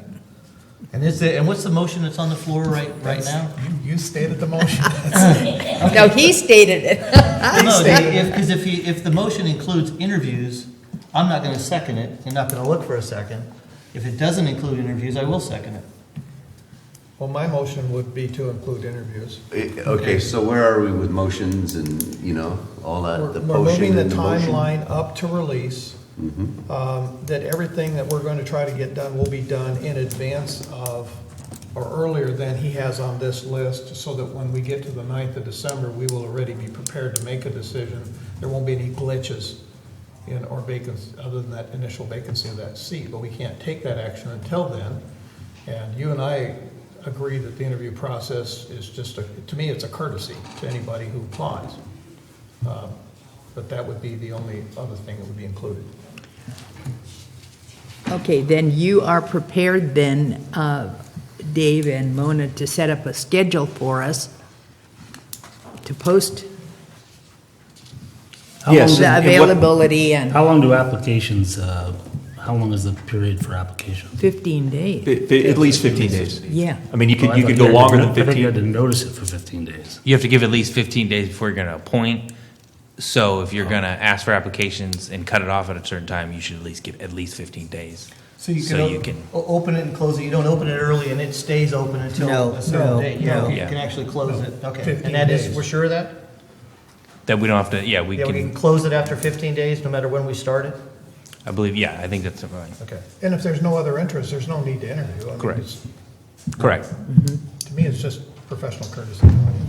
And so, Madam President, what I am hearing is that we would try to complete, we would notice it, we would have that period closed before, I'm thinking maybe the November board meeting would be appropriate. We could have the notice, we could work our notice period back 15 days from that November board meeting, or at least a date for us to submit all our agenda materials so that we could put anything we receive, we could put into that agenda so the board gets it and can see it at the November meeting. And we can have an agenda item if the board, well, we will, because if the board chooses to do interviews, then those would be conducted in the November meeting. The board wouldn't actually take an action at that point in time. It could have discussion, but it wouldn't take an action, and then it would come back at the following meeting, into the next meeting in December, and then formally make the appointment. Correct. That's my understanding of again, the one remaining question, there seems to be a divergence of opinion on is the question of whether we will have interviews or not. And so that's the only thing that I don't have clarity on at this point. Neither do I. Neither do I. All right. It's in your hands. Yeah, We kicked the Well, can. I just want to remind everybody, there's only one applicant of all the people who may apply that's been elected by the people in District 5. 4 times. And this agenda item, we didn't actually ask for a motion from the board. It was just for direction. That's how we've handled the process in the past and how we continue to do it. So, but if the issue of interviews needs to be clarified, I leave it to the board to make that decision again. Well, this motion on the floor may die due to lack of a second. And how long do we wait for that process, or is there an ending before we can make a next motion? I mean, It's up to the chair. yeah, it's up to Madam Chair. She can, if nobody seconds it, then somebody can obviously make another motion. okay. Well, I thought we did have a motion and we did have a second. I don't think a second. Director Mills, I believe you made the motion. I made the motion. Well, And the it would be only working- difference here is whether or not we're going to hold interviews. Interviews. Yeah, I mean, that's just cut it down as simple as possible, at least for my meager mind. Are we going to appoint or are we going to interview? I prefer to interview. Mr. Mills prefers to interview. The 2 gentlemen on the right of the president prefer to appoint. And so guess who gets to make the We decision? have to appoint anyway. Yeah, I want Well, to Yeah, make we clear. will appoint anyway. Without but an interview. The interview process, and I will vote to interview. Okay, so we have direction from the board. I don't You don't need a think we motion. need a formal motion and vote, and we weren't asking for that I today. withdraw my motion at this time. Okay, thank you. We'll plan to do that in the November meeting and work back from that date for the notice. Okay. Well, thank you very much. I thought that would, thought that would be very straightforward, but I promise that this meeting is going to get out on time for once, so moving to. Yeah, but excuse me, Yes. do we have public comment? Yeah, you bet, excuse me. Yes. It's a minor question, folks. Money-wise, cost, thousands and thousands of dollars, that's fine. It would be nice to have a definite figure on it. That's one thing. And I'm sure you're all going to consider what it's going to cost you and staff time to conduct interview if you're going to go interview. What's that going to cost? Thousand is not very specific. We have specific dates and time and et cetera. That's great. I want to compliment you on it. But what's the actual cost going to be? I mean, you obviously know what the actual cost is going to be and how much it's going to cost you to spend the time and staff time to do the interview. That's all I want. Thank you.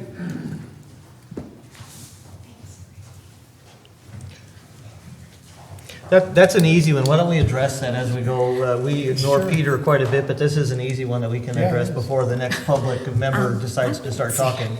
And sorry, Vicki, if we can just hold on for a second. I think there's 2 different issues here. The thousands and thousands of dollars is what would cost the district to have a general election, a public election. To do interviews will take an hour and a half of our time on the board. I don't think any staff time to come up with staff will not be coming up with the questions. Staff will not be involved in the interview process. I think we're looking at an hour to 2 of our time to conduct interviews in this forum. The last time it took almost 5 hours. I believe in you were either the first time or second time you came to be appointed. And I'm not, okay, I'm not saying you. Yeah, if it's I'm from different, past experience. and it could take more than 2 or 3 hours. Depending on how many people. I'll change my answer to go along with, to agree with Peter, 2 to 5 hours, possibly. Okay. But it would be nice to have dollar and cents figures to put in there so you can fully make the And that's gonna be totally based on how many letters of interest we receive in between now and then. Let's say we receive none, then there won't be an interview process, It'll be basically. A lot shorter. I'm sorry. My turn now? Okay. as having been through this process of having to fill a vacancy when I was on a board, two things. Yes, you're going to interview if there are letters. Otherwise, it would truly be a PR nightmare out there for you as a board. And believe me, I know this for a fact. As I said, I have been through this when I was on a different board, and we had to interview for a new director. Secondly, because of the timing, that means that Mr. Davidson will not be able to sit up on the board for the December 9th meeting That's correct, till his appointment. until he's appointed. And He he will have knows to be in the that. audience. Right. And he knows that. Wait a I minute. just want to remind everybody, I didn't cause any of this. It's unfortunate that the regulations, the codes state that you cannot appoint prior to the expiration date, or that your meeting is actually coming such a ways after the expiration date. Well, I think to that end, then, we just ask staff to make this the first agenda item so that we can Well, Proceed. yeah. Yeah. Obviously, he'll miss the Well- consent agenda vote and public comment, but he'll be there for the first item of new business. Will you miss public comment? The second item of new business, because the first item. If I can. But no, You'll be eligible truly, for public the comment. main thing is, We might be if hearing you from have this guy. interest in this seat, as a board with constituents in the public, you really need to interview those Well, people that's that what are we're interested. doing. That's what we're. Yeah, I know, but yeah, I wanted okay. to make sure that somebody understood that it could be a PR nightmare if you didn't. Those to the right. Yeah, it goes to the right. Yeah, raise your eyebrows. The last time I was interviewed, 68% of the people thought it was a good decision. One time before that, it was 72%. But no, that was the main thing, because we went through this as a board, Okay, okay? thank you. Are you standing up to comment? Marty Crane. I appreciate that your plan is to move forward and interview, but I have to say it may well be a professional courtesy, but I think it's far more than that. It is your task to provide the best for your constituents that you can possibly do, and just looking at an application doesn't give you all the information that you might derive from an interview. So it may very well be, and I understand why we're here and you didn't cause this. And the whole idea is to get us back on a track where we're not switching off board members at a large number all at one time and losing the history. But I do think that it's far more than a professional courtesy. It's doing your due diligence to make sure that you do select the proper one. Thank you. Thank you. Let's take a short break. 5 minutes? Oh, one final thing on that one that I think would be helpful is if I could work with you directly as president to develop those questions for the interview. I think that would. Okay. You're not going to want to do it this week, are you? No, we won't do it this week. No, absolutely And not. then we could submit to you if we have a question. Right. Appropriate. Absolutely. Yeah, and again, I've been through so dang many interviews on both sides, 18 pages of questions. That's. Do you feel you're the best candidate for this job? That's a great point. Maybe if board members have suggestions, other than Director Davidson, have suggestions on on questions themselves, if you could send that directly to our board clerk, Timona, and she could take those, and then President Underhill, I can work with you to finish it. Again, I I don't, it's all for you to decide what the questions will be, but I just want to make sure we have that to you in your agenda materials in a timely manner for the interviews. Right. Okay. Okay. 5 minutes.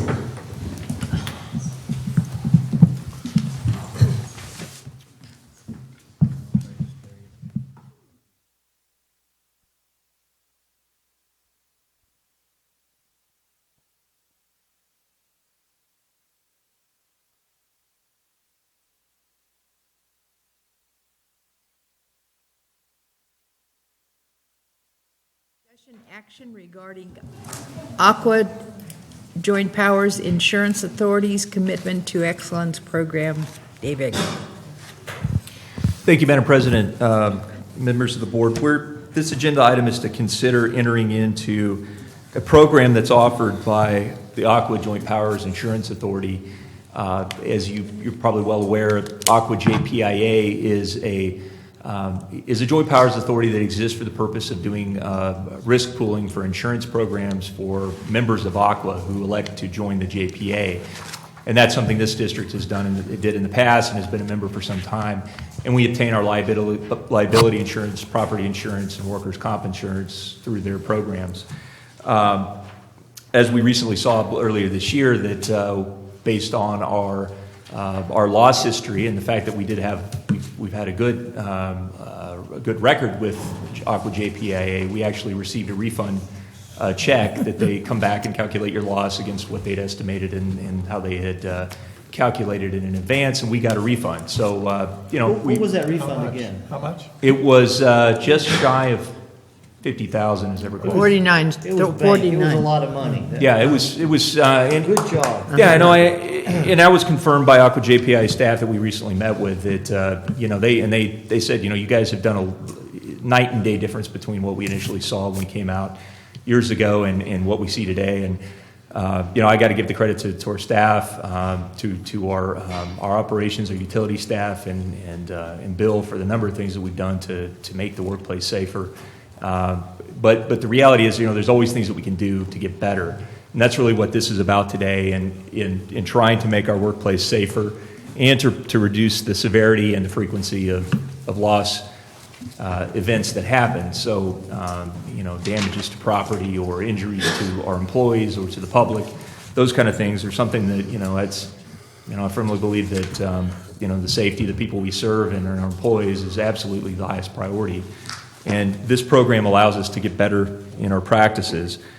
And what you're considering today, it's you may notice in your agenda materials, it's a one-page agreement that Aqua JPA provides, and kind of seems like this doesn't seem like a lot right here, just one page to make a commitment. But the reality, there's a lot behind this that really makes this a great program to try to help agencies like us continue to reduce our risk of loss that saves JPIA money and saves us money and makes it a safer workplace for us and for our community.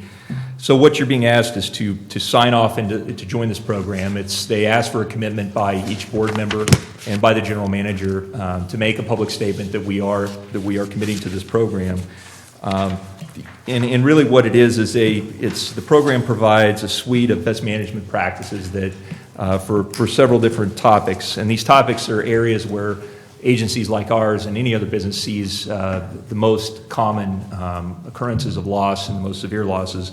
And particularly those are with regard to use of vehicles, to infrastructure, so our continuing operations of our infrastructure, many of which, and I'll point to those in a minute, I'll get to that in a minute, also relates to construction.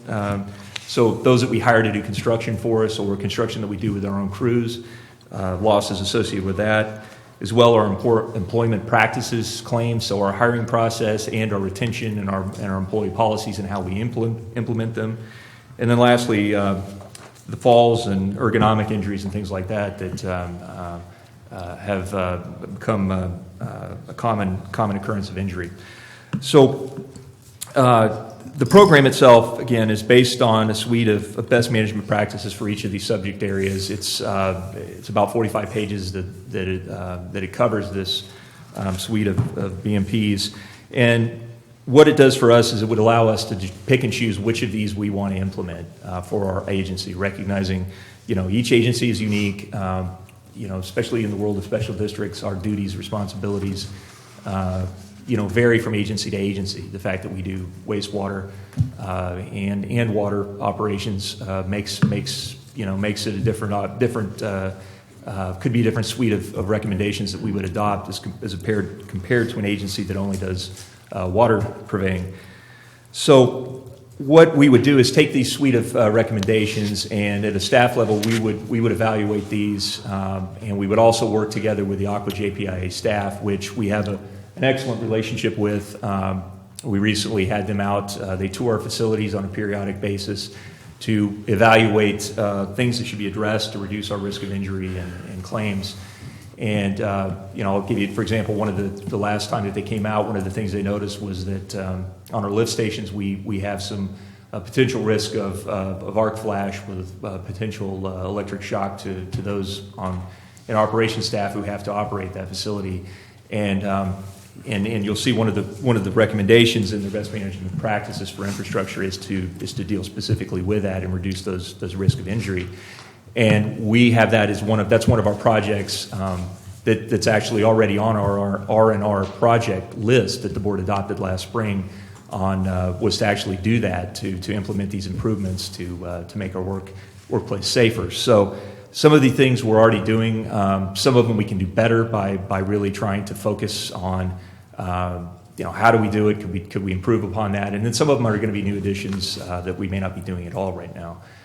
For example, one of the recommendations on contracting is to do pre-qualification of construction contractors, and that can be a very effective way. I did that at El Dorado Irrigation District. I drafted the RFQ statement that we sent out to contractors, and the engineering group evaluated them on. For some of the more complex, expensive projects, that can be a very good way for an agency. Before you ever get to the point of bidding the job, you actually solicit contractors to give you basically, their work history, the team that they would be providing for this job, and you get to evaluate all of that absent having to look at a price, and you can make the decision. Do you meet the minimum requirements to be deemed qualified to perform this job for the agency? And after having gone through that process, then those that you receive bids from are only those that have been determined to be qualified. And for an agency that, and I know at EID we had some projects that we were doing that were very complicated, and the potential risk if the project wasn't completed on time, the potential damages associated with that to the agency could be dramatic. And so we use that as a way to really make sure that those that we got the bid from were really ones that we would be comfortable working with. And it avoided getting in the situation where you had a low bid from a contractor that you had to reject as unqualified at the time that you received your bids. And that's a position, I'm sure our council knows well, that's a position you don't want to be in. It's contentious, and it's just not, it's a lot of work that goes in with those bids, and it's not a position anyone wants to be in. So that is just one of the examples that I think that if we go through this program, we can implement things that will be beneficial to us. And so with that, I'm just asking that the board support entering into this program. The resources available through JPIA, the staff to help us implement these and to review these against our own practices are provided at no additional cost. These are staff of JPIA that members like us are already paying for them to be there. They're highly trained, skilled professionals, and all of these different issues, and have seen the horror stories and know the things that we should, every responsible agency should be trying to avoid. And so, to large effect, we've already been doing that with them, but this makes it very focused on areas that are most beneficial, I think. And so this is something I'm very excited to jump into, and I hope you will support that as well. That's all I have. Questions? I think this is a great idea, and Dave, you and I have talked about getting into this type of a program before. This is right down my alley. I work at an insurance company, and there are thousands of resources available at the JPIA, and one of the things that we got going here that it really stands out to me, along with the construction that Mr. Egerton, construction-related losses that could occur with the hiring practice, is also the right paperwork to fill out when you do hire your contractors, is the transfer of risk during a project. And we got lots of projects going on And that's a huge deal with exposure and just knowing what your exposures are. Using the JPIA and all their experiences from all the member agencies and the problems that they've had. Us sitting on an island here and not knowing what those problems are, this gets us right into the meat of it and utilizing. I mean, say they got a 45-page document that with all kinds of help and availability. Also, pick up the phone and calling these guys is another huge part of this program that I think would be available to us whether we join or not. But I think this is a good, an excellent program to be a part of, and I certainly support it. And really, this idea came before even considering this program was based on a discussion that Teresa Tanaka and I had with JPIA staff when they were here after a tour. And we sat down and talked, and I said, you know, I mean, I've had such a great experience working with JPIA. I've worked closely with them on all kinds of things, and they're a tremendous resource. And I said, you know, what do you guys think we could do that would take it up another, that we could really bring up our performance even to a higher level as with regard to preventing loss and just that safety. And this is what they recommended. They said this has proven to be a successful program for other agencies, and it's a good way for us to really, you know, again, the time that we spend with them will be focused on the most important priorities. And, you know, we've got some work to do. I mean, there's no doubt this is going to take time for staff, because if you look at each one of the recommended areas that we would be addressing, there's a recommended suite of 30 to 35 best management practices for each one. So, you know, this is, but in my mind, this, again, it goes to safety, it goes to cost effectiveness. Certainly, you know, any of these things can lead to claims, can lead to expenditures that we don't want, and could change our loss history with our insurer that, you know, some agencies have found their way out of risk pooling because they don't take it seriously. So, Is this something that might even drive some changes in policy? yes, it very well could, Director Mills. And I think one of the things that I identified in here that was very attractive to me is the ability to go back and look at our purchasing and contracting practices and policies. And that's one thing that. And so it's kind of interesting. I mean, where we will actually develop these and implement, you know, these recommendations will happen in a number of different ways. Some of them will happen by staff with consultation with JPIA, and those things will happen behind the scenes. But some of the things like making a concerted effort to review our purchasing and contracting practices, that will actually, and I think I've mentioned this, is we will actually be doing that through our finance committee. To bring that forward and to do a vetting of what are we doing, how are we applying our policies, what is basically our SOP for this, and can we make improvements in that? And I think the recommendations we have here, and just like Director Rademan said, the risk transfer, JPIA has a whole class on risk transfer. I mean, they've got a staff person who is an expert in that, and the whole point being that when you enter into contracts that, you know, we don't assume any risks that are unreasonable to us. That those that provide services to us or goods or whatever are standing behind what they provide. So that will be forthcoming to the Finance Committee. Question? Director Strain? Okay, I do have a question, or just a comment, because coming from, you know, the telephone company, for example, where I worked, you come in with a new program and it's, you know, commitment to excellence, and I'm just wondering about coming down through the organization. You're going to stop this at the management or the staff level and filter changes down. You're not going to have all of your craft or office staff work on these. It's just something that you're going to be changes you're going to be establishing that way, right? Well, President Underhill, I think in some ways this will touch everybody who works here in some manner. And again, you know. Well, no, I know that, but you're going to be coming down at that level with new principles and new policies and what have you. We will, at a staff level and management, we'll be vetting these and certainly the opinions of those that have to work with applying absolutely. these in our staff.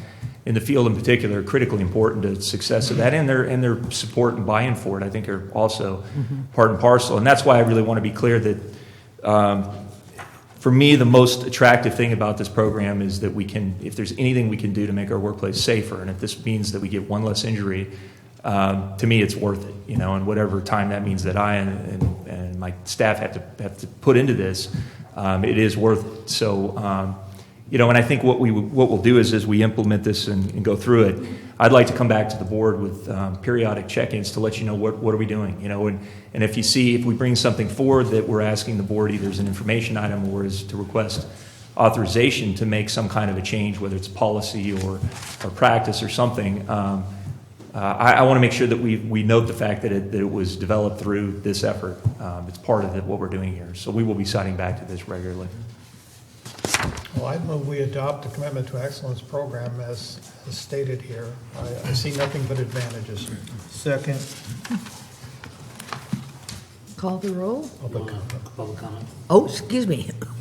Public comment. Seeing none? Director Davidson? Yes. Director Rattler? Yes. Director Mills? Yes. Director Strange? Yes. And President Miller? Yes. Thank you very much. Thank you. Excuse me, can I pass this around? Oh, yes, and this is the. You want us to actual sign it? statement itself, and you know what, I think I'd like to. Return it back to me. I think I'd like to read this just so the public, it's in the agenda materials, but just to make sure the public knows what the statement that we are making. And the fact that it is a public statement is very important. Division 2. And in fact, I actually want to put this up on our wall here in the boardroom at some point, because I think it's important to make a continuing statement as to why we would do this. And really what it says is commitment to excellence, and that would be our district and the Association of California Water Agencies Joint Powers Insurance Authority, Aqua JPIA, in mutual support for ensuring the most consistent, cost-effective, and broadest possible affordable insurance coverage and related services, and in partnership with all Aqua JPIA members, and in the interest of reducing our district's insurance costs, commit to a program of excellence that through the implementation of best practices reduces the potential and frequency of vehicle losses, infrastructure-related losses, construction-related losses, employment practice claims, and ergonomic and fall injuries. I won't try to say that word in front of musculoskeletal. And again, that's something. Fall injuries. Yeah, that's, Can you say that again? I'm an English major, but I can't speak English. Yeah. Thank you.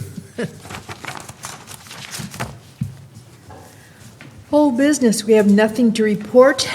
Item 6, reports, the general manager's report. Madam President, I just wanted to give you a quick update on where we are with the Lake Tulloch intake project. As the board and the public are well aware, the need to get ahead of what's happening at Lake Tulloch and the drawdown of the water levels there and where that could potentially go, particularly into the next water year, has been the greatest concern to the agency, because that's our sole water supply to approximately 7,000 people in our community there.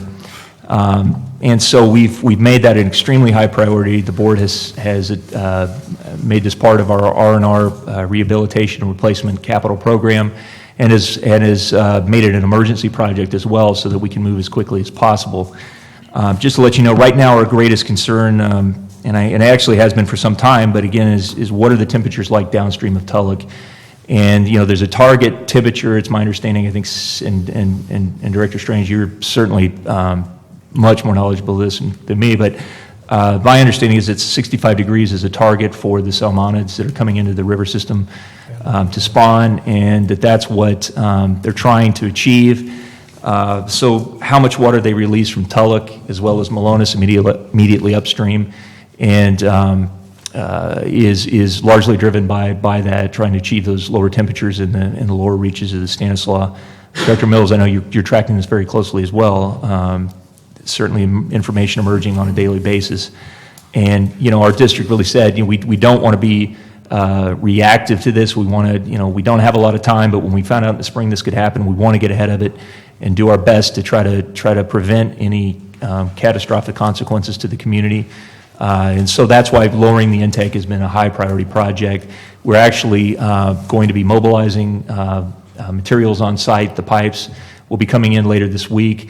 Our crews right now are actually doing cabling and electrical work, and preparing the actual pad area to perform the project.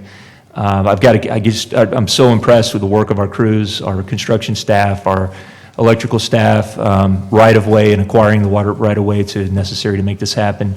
And we're going to use the experience that we had with the recent pump replacement at the same facility as the means by which we're going to do this project. So we're actually going to be floating the pumps out into the water and lifting material with the excavators so that we avoided the expense of having to do something in a manner that could be a lot more complicated and expensive. And again, that was a design that was created by Bill Purley and John Christensen, an expert on underwater construction. And so the materials are coming at the end of this week. We will begin construction right away thereafter, and our goal is to be done by well before the end of September. So construction will be underway by next week. And no barge. No barge, no. You know, just out of curiosity, that just kind of came to my mind when you were talking about the releases for the water temperature. I know the East Bay mud, I've had them explain to me how when they release water out of Pardee, it actually goes through Comanche really like a worm and comes out the other end. And I just wonder if the conditions that the feds are creating in Malones isn't actually detrimental, because we're not keeping enough water in. I'm just curious, maybe Terry has some insight on this, but as far as, are they going to be able to attain the temperatures out of a shallow reservoir like Tulloch, as opposed to if they had more water in Malones, which would be deeper? And I just wonder if that we might want to add that to when we're in DC, the conversation of our storage, and one of the extra benefits is that we'll be that cold water reserve, because I have to imagine that a cold water release out of Malones would go just as it does through Comanche out of Pardee. And so it's just something food for thought. But I think that they may have created a situation here that is actually detrimental to the fish flow. So I just Go ahead. No, go ahead. Well, I was thinking is as they're pulling from the lower intake of the old Maloney's dam site now, you're exactly correct. And pulling from that reserve means that water is going to warm up down there as we mix warmer water with that cold bottom pool, which also has very little dissolved oxygen in it. So we're not only going to cool it off, but we're going to reduce the dissolved oxygen flowing down past Goodwin. And those temperatures, even though you can pull 65-degree water out through those lower intakes, by the time it gets into Tulloch and flows through, it's now at 70, 71 degrees, and that's really where they're at right now, is 71, with less than 5% dissolved oxygen, which is creating a problem for fish. And they're almost giving up on the fish now this fall as a result. What they're trying to do is figure out how much water, what kind of temperatures can we get in this flow through, and will it achieve any result? And this may even affect their decisions for next spring. So Yeah. you're right. And you're right, it's, cold water is more dense than warm water, so it sinks. So it sets at the bottom. And when you get down into those lower areas, which historically, you've never had to go into, it makes a big issue. That one of the everybody is thinking now, everybody being the downstream water quality folks, is that it's so important to have multiple levels that you can pull off of in moving water from a dam downstream. And we've rarely had it. Only the newest dams have those kind of very expensive modified systems. Shasta is one of them they're talking about now. In lieu of not having that, one of the advantages, though, that Tulloch has, and I'm very familiar with that, is the deep canyon that comes in from below Malones that still will store cold water in that deeper canyon area. I've been up the Black Creek Arm and the Green Spring Arm and on. And that main channel that kind of follows is pretty deep. And so we're hoping that, I say hoping, folks that are concerned about fish and water quality and everything else, that deeper canyon from east to west basically will provide some cooling, so the water won't warm up as much as it would in a more shallow reservoir. But we don't know. I mean, we're in kind of uncharted, so, but you're right. So if you hold, higher volumes of water, i.e. increase the depth, you're going to have, colder water.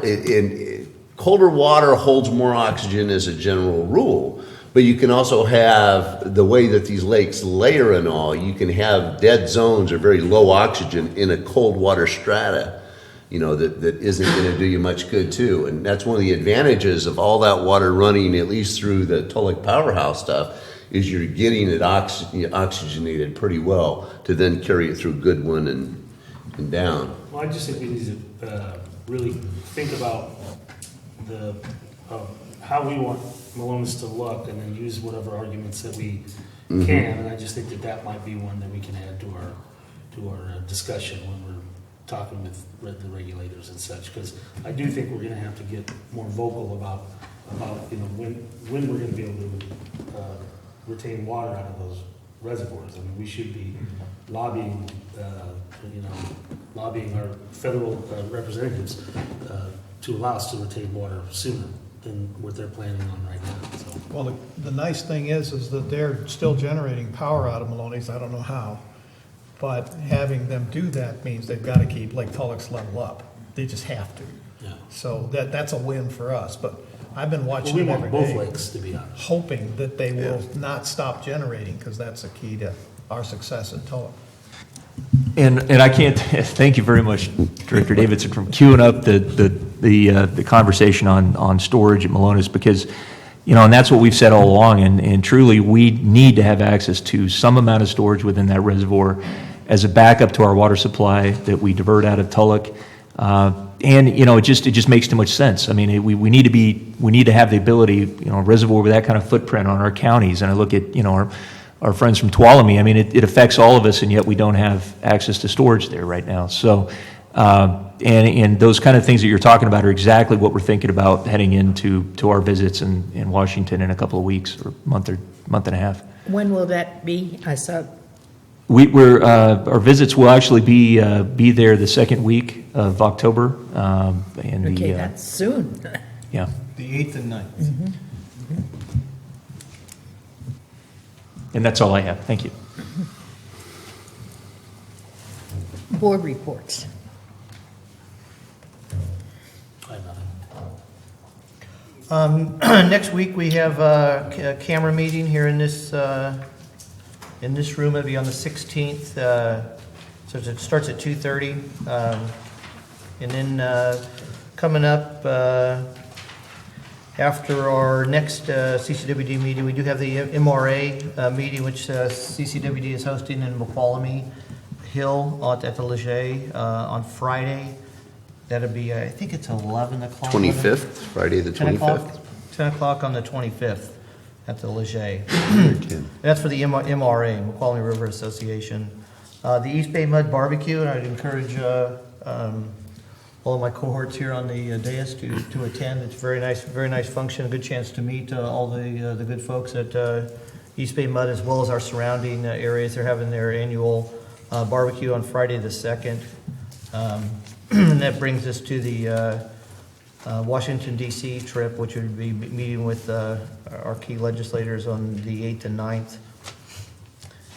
And then Mountain County Water Resource, or Mountain Counties, is having their October 16th, their quarterly talk at the Ridge in Auburn. And that starts at 10 o'clock on the 16th that's a Friday in October.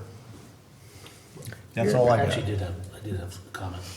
Are you done? I'm done. I'm still getting people that are calling me concerned with the Valley Springs PUD's plans to move their facility, and so I just want to.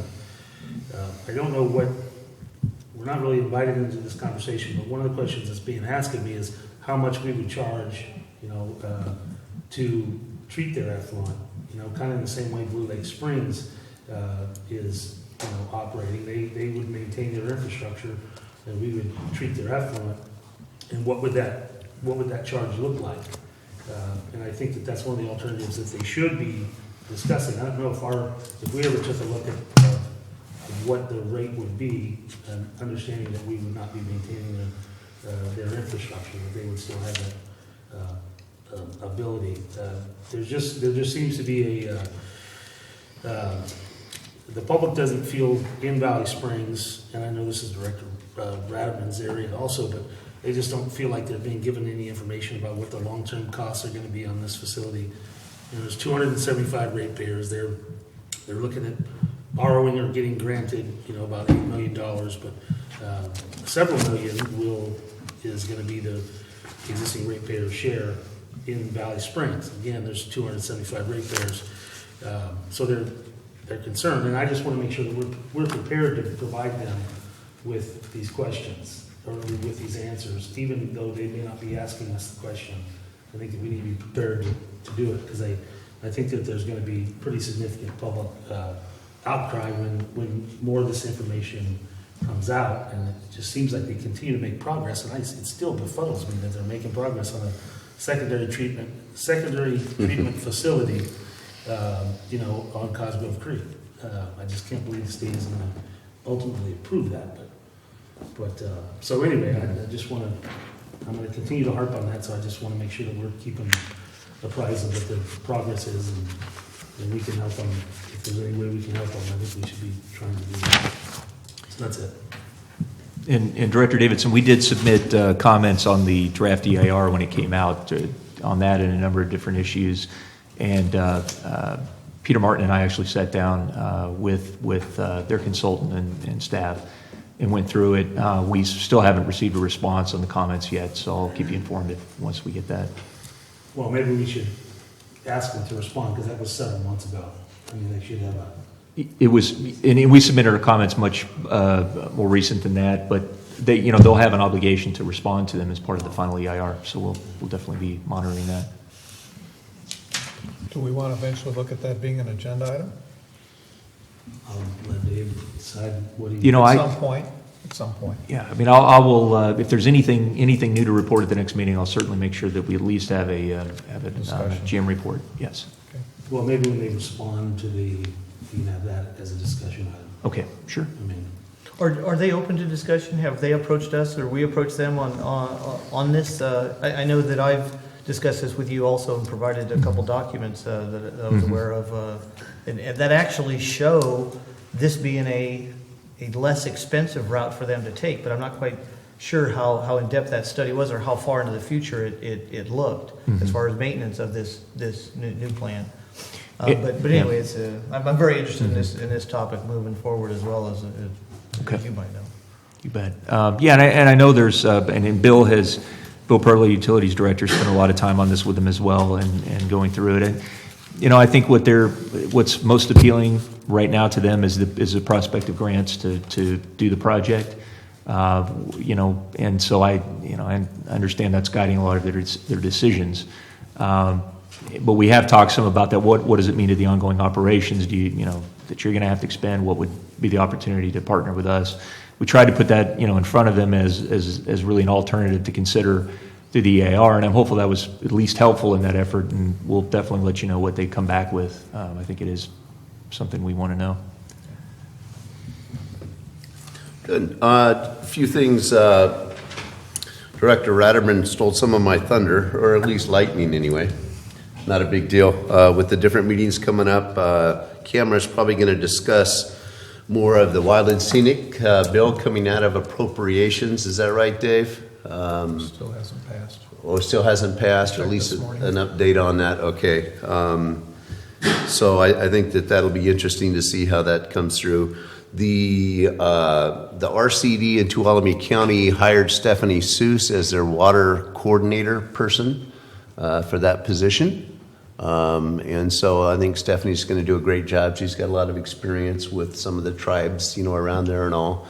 Very well networked with all different industries and folks within Tuolumne County. So we'll see how that whole program kind of takes charge and how we can blend it, hopefully in a very positive way to complement what we're doing over in Amador and in Calaveras. I met with, forget the fellow's name, a German, he's the Dean of Technical Education over at Columbia College regarding some watershed curriculum programs and other things that they're looking at maybe teaming with either other community colleges. Cliff Edson, Supervisor Edson, was really kind of moving that process along. And for me, it was just a chance to kind of meet with him to see what the college's vision might be on some sort of a watershed education programs, and how maybe CCWD could help, provide support in, various ways for an effort like that to happen that's going to benefit the region. And it was very nice. His vision is quite large. He's well resourced with University of Merced, as well as Fresno State College, with some of their water treatment programs that they've got going on now. So it seemed to me that really the focus right now is what I call industrial water management, which is water and wastewater treatment, kinds of things. And so as it gets more into the ecological water or the watershed management kind of stuff, we'll see how that goes. In relationship to watershed management, I will go to the September 16th ACCG, which is the Amador Calaveras Consensus Group meeting in West Point. I've received, as well as General Manager Egerton has received some emails, one in particular from Pat McGreevy that talked about some of the group's interest in creating wildfire fuels reduction in properties adjacent to some of our West Point, that treatment, wastewater treatment that we have there. Work that has been done, as well as some of the grants that they're looking forward to pushing into the near future. So I think that it probably would behoove us to enter into some sort of communication with them on getting a better understanding of what they see happening, and maybe how, again, as a district and landowner up there, we can help that community out in ways that we can. So the other thing I'd like to do is get maybe an update on our Prop 1 grant application. I assume that's moving forward. It's got a deadline of September 15th. So maybe at the next board meeting we can get an update on that, if that's possible. Dave? Yes, you bet. And I was planning to come back at a meeting soon with an update on grant applications in general, but the Prop 1 is very timely. Peter's spending a lot of time on this right now, and that's related to the opportunities to gain access to grant funds from Fish and Wildlife that we could use to improve our facilities up at Wilson Reservoir. Potential rehabilitation of the reservoir itself, as well as creation of wetlands. Well, they're wetlands already, but to rehabilitate the wetlands immediately upstream of that. I know he's been met with Tim Tate at SBI. They had a really good visit, and we are going to be submitting that application. Yeah. And again, that's a planning grant application, which will then hopefully lead us to more down the road. I have a question for you. As far as the vegetation around the treatment plant up in West Point, is it just going in and cleaning the brush or the... Well, neighboring property owners have actually gone in and masticated, the lower fuel levels. A lot of the deer brush and some of those manzanita and highly volatile fuels when heat and fire gets close to it. So they've cleared those out, making it more like a park setting. Oh. And so without doing some sort of an assessment or knowing of any assessment that's been done on our property, I'm not sure of, again, what the relationship might be or opportunities or, what the condition of our land is. But if they're going after grants for free money to do those kinds of activities, again, that may be something that we want to be involved with, maybe not, but at least, being in the process of evaluating some opportunities that are there. Because I was thinking in terms of the use of the prisoners from through the county, and taking some of that down. I know it's, They use the, what are they called up there? Steve Walensky started that. Oh. Chips, thank you. Chips, yeah. Calaveras Healthy something projects, So the CHIPS group historically has gone up and helped, as well as some other private contractors too that have been funded through some of the Forest Service grant monies that are out there. okay. Ready? Are you? Yeah, I got an email from Steve Christensen with Columbia College. There's going to be a class taught at Calaveras High School starting the 14th of this month. It's called Introduction to Water Resources Management.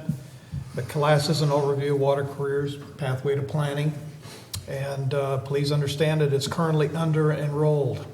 Needs more students to be successful. So just get the word out that this is an opportunity. It's something going to be right in our backyard for those young folks that are interested.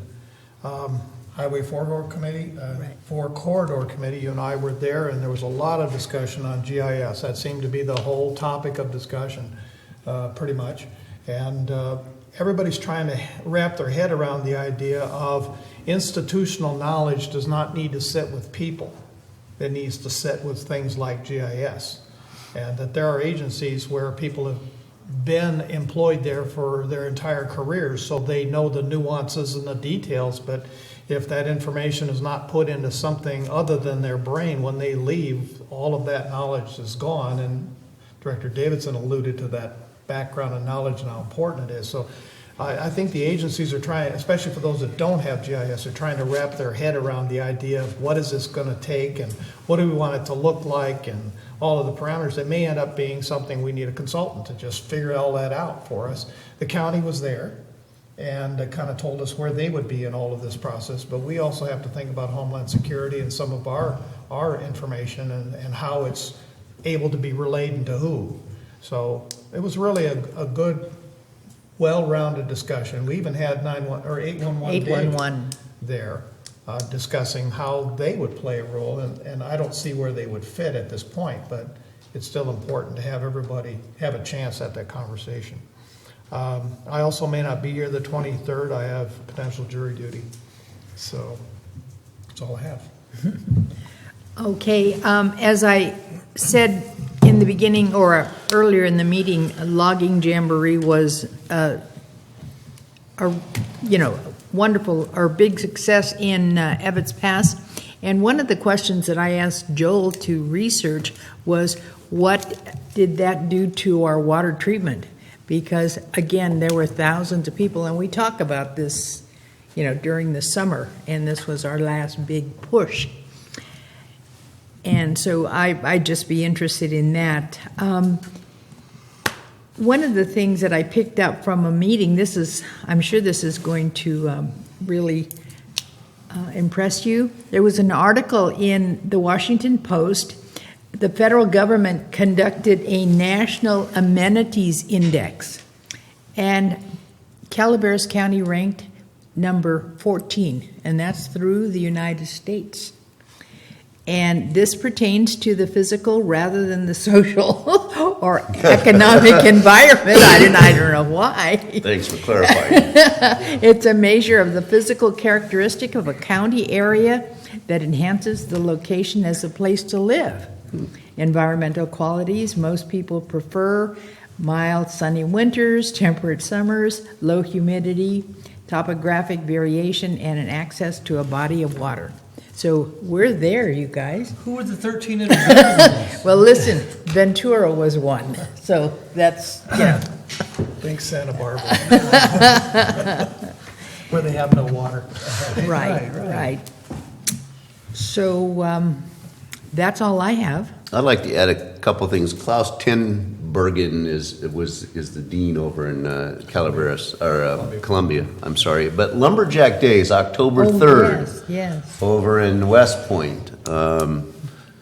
If you've never been to West Point, that's the one day of the year that I would encourage you to go. And I don't know if we're going to have an outreach education booth there or not.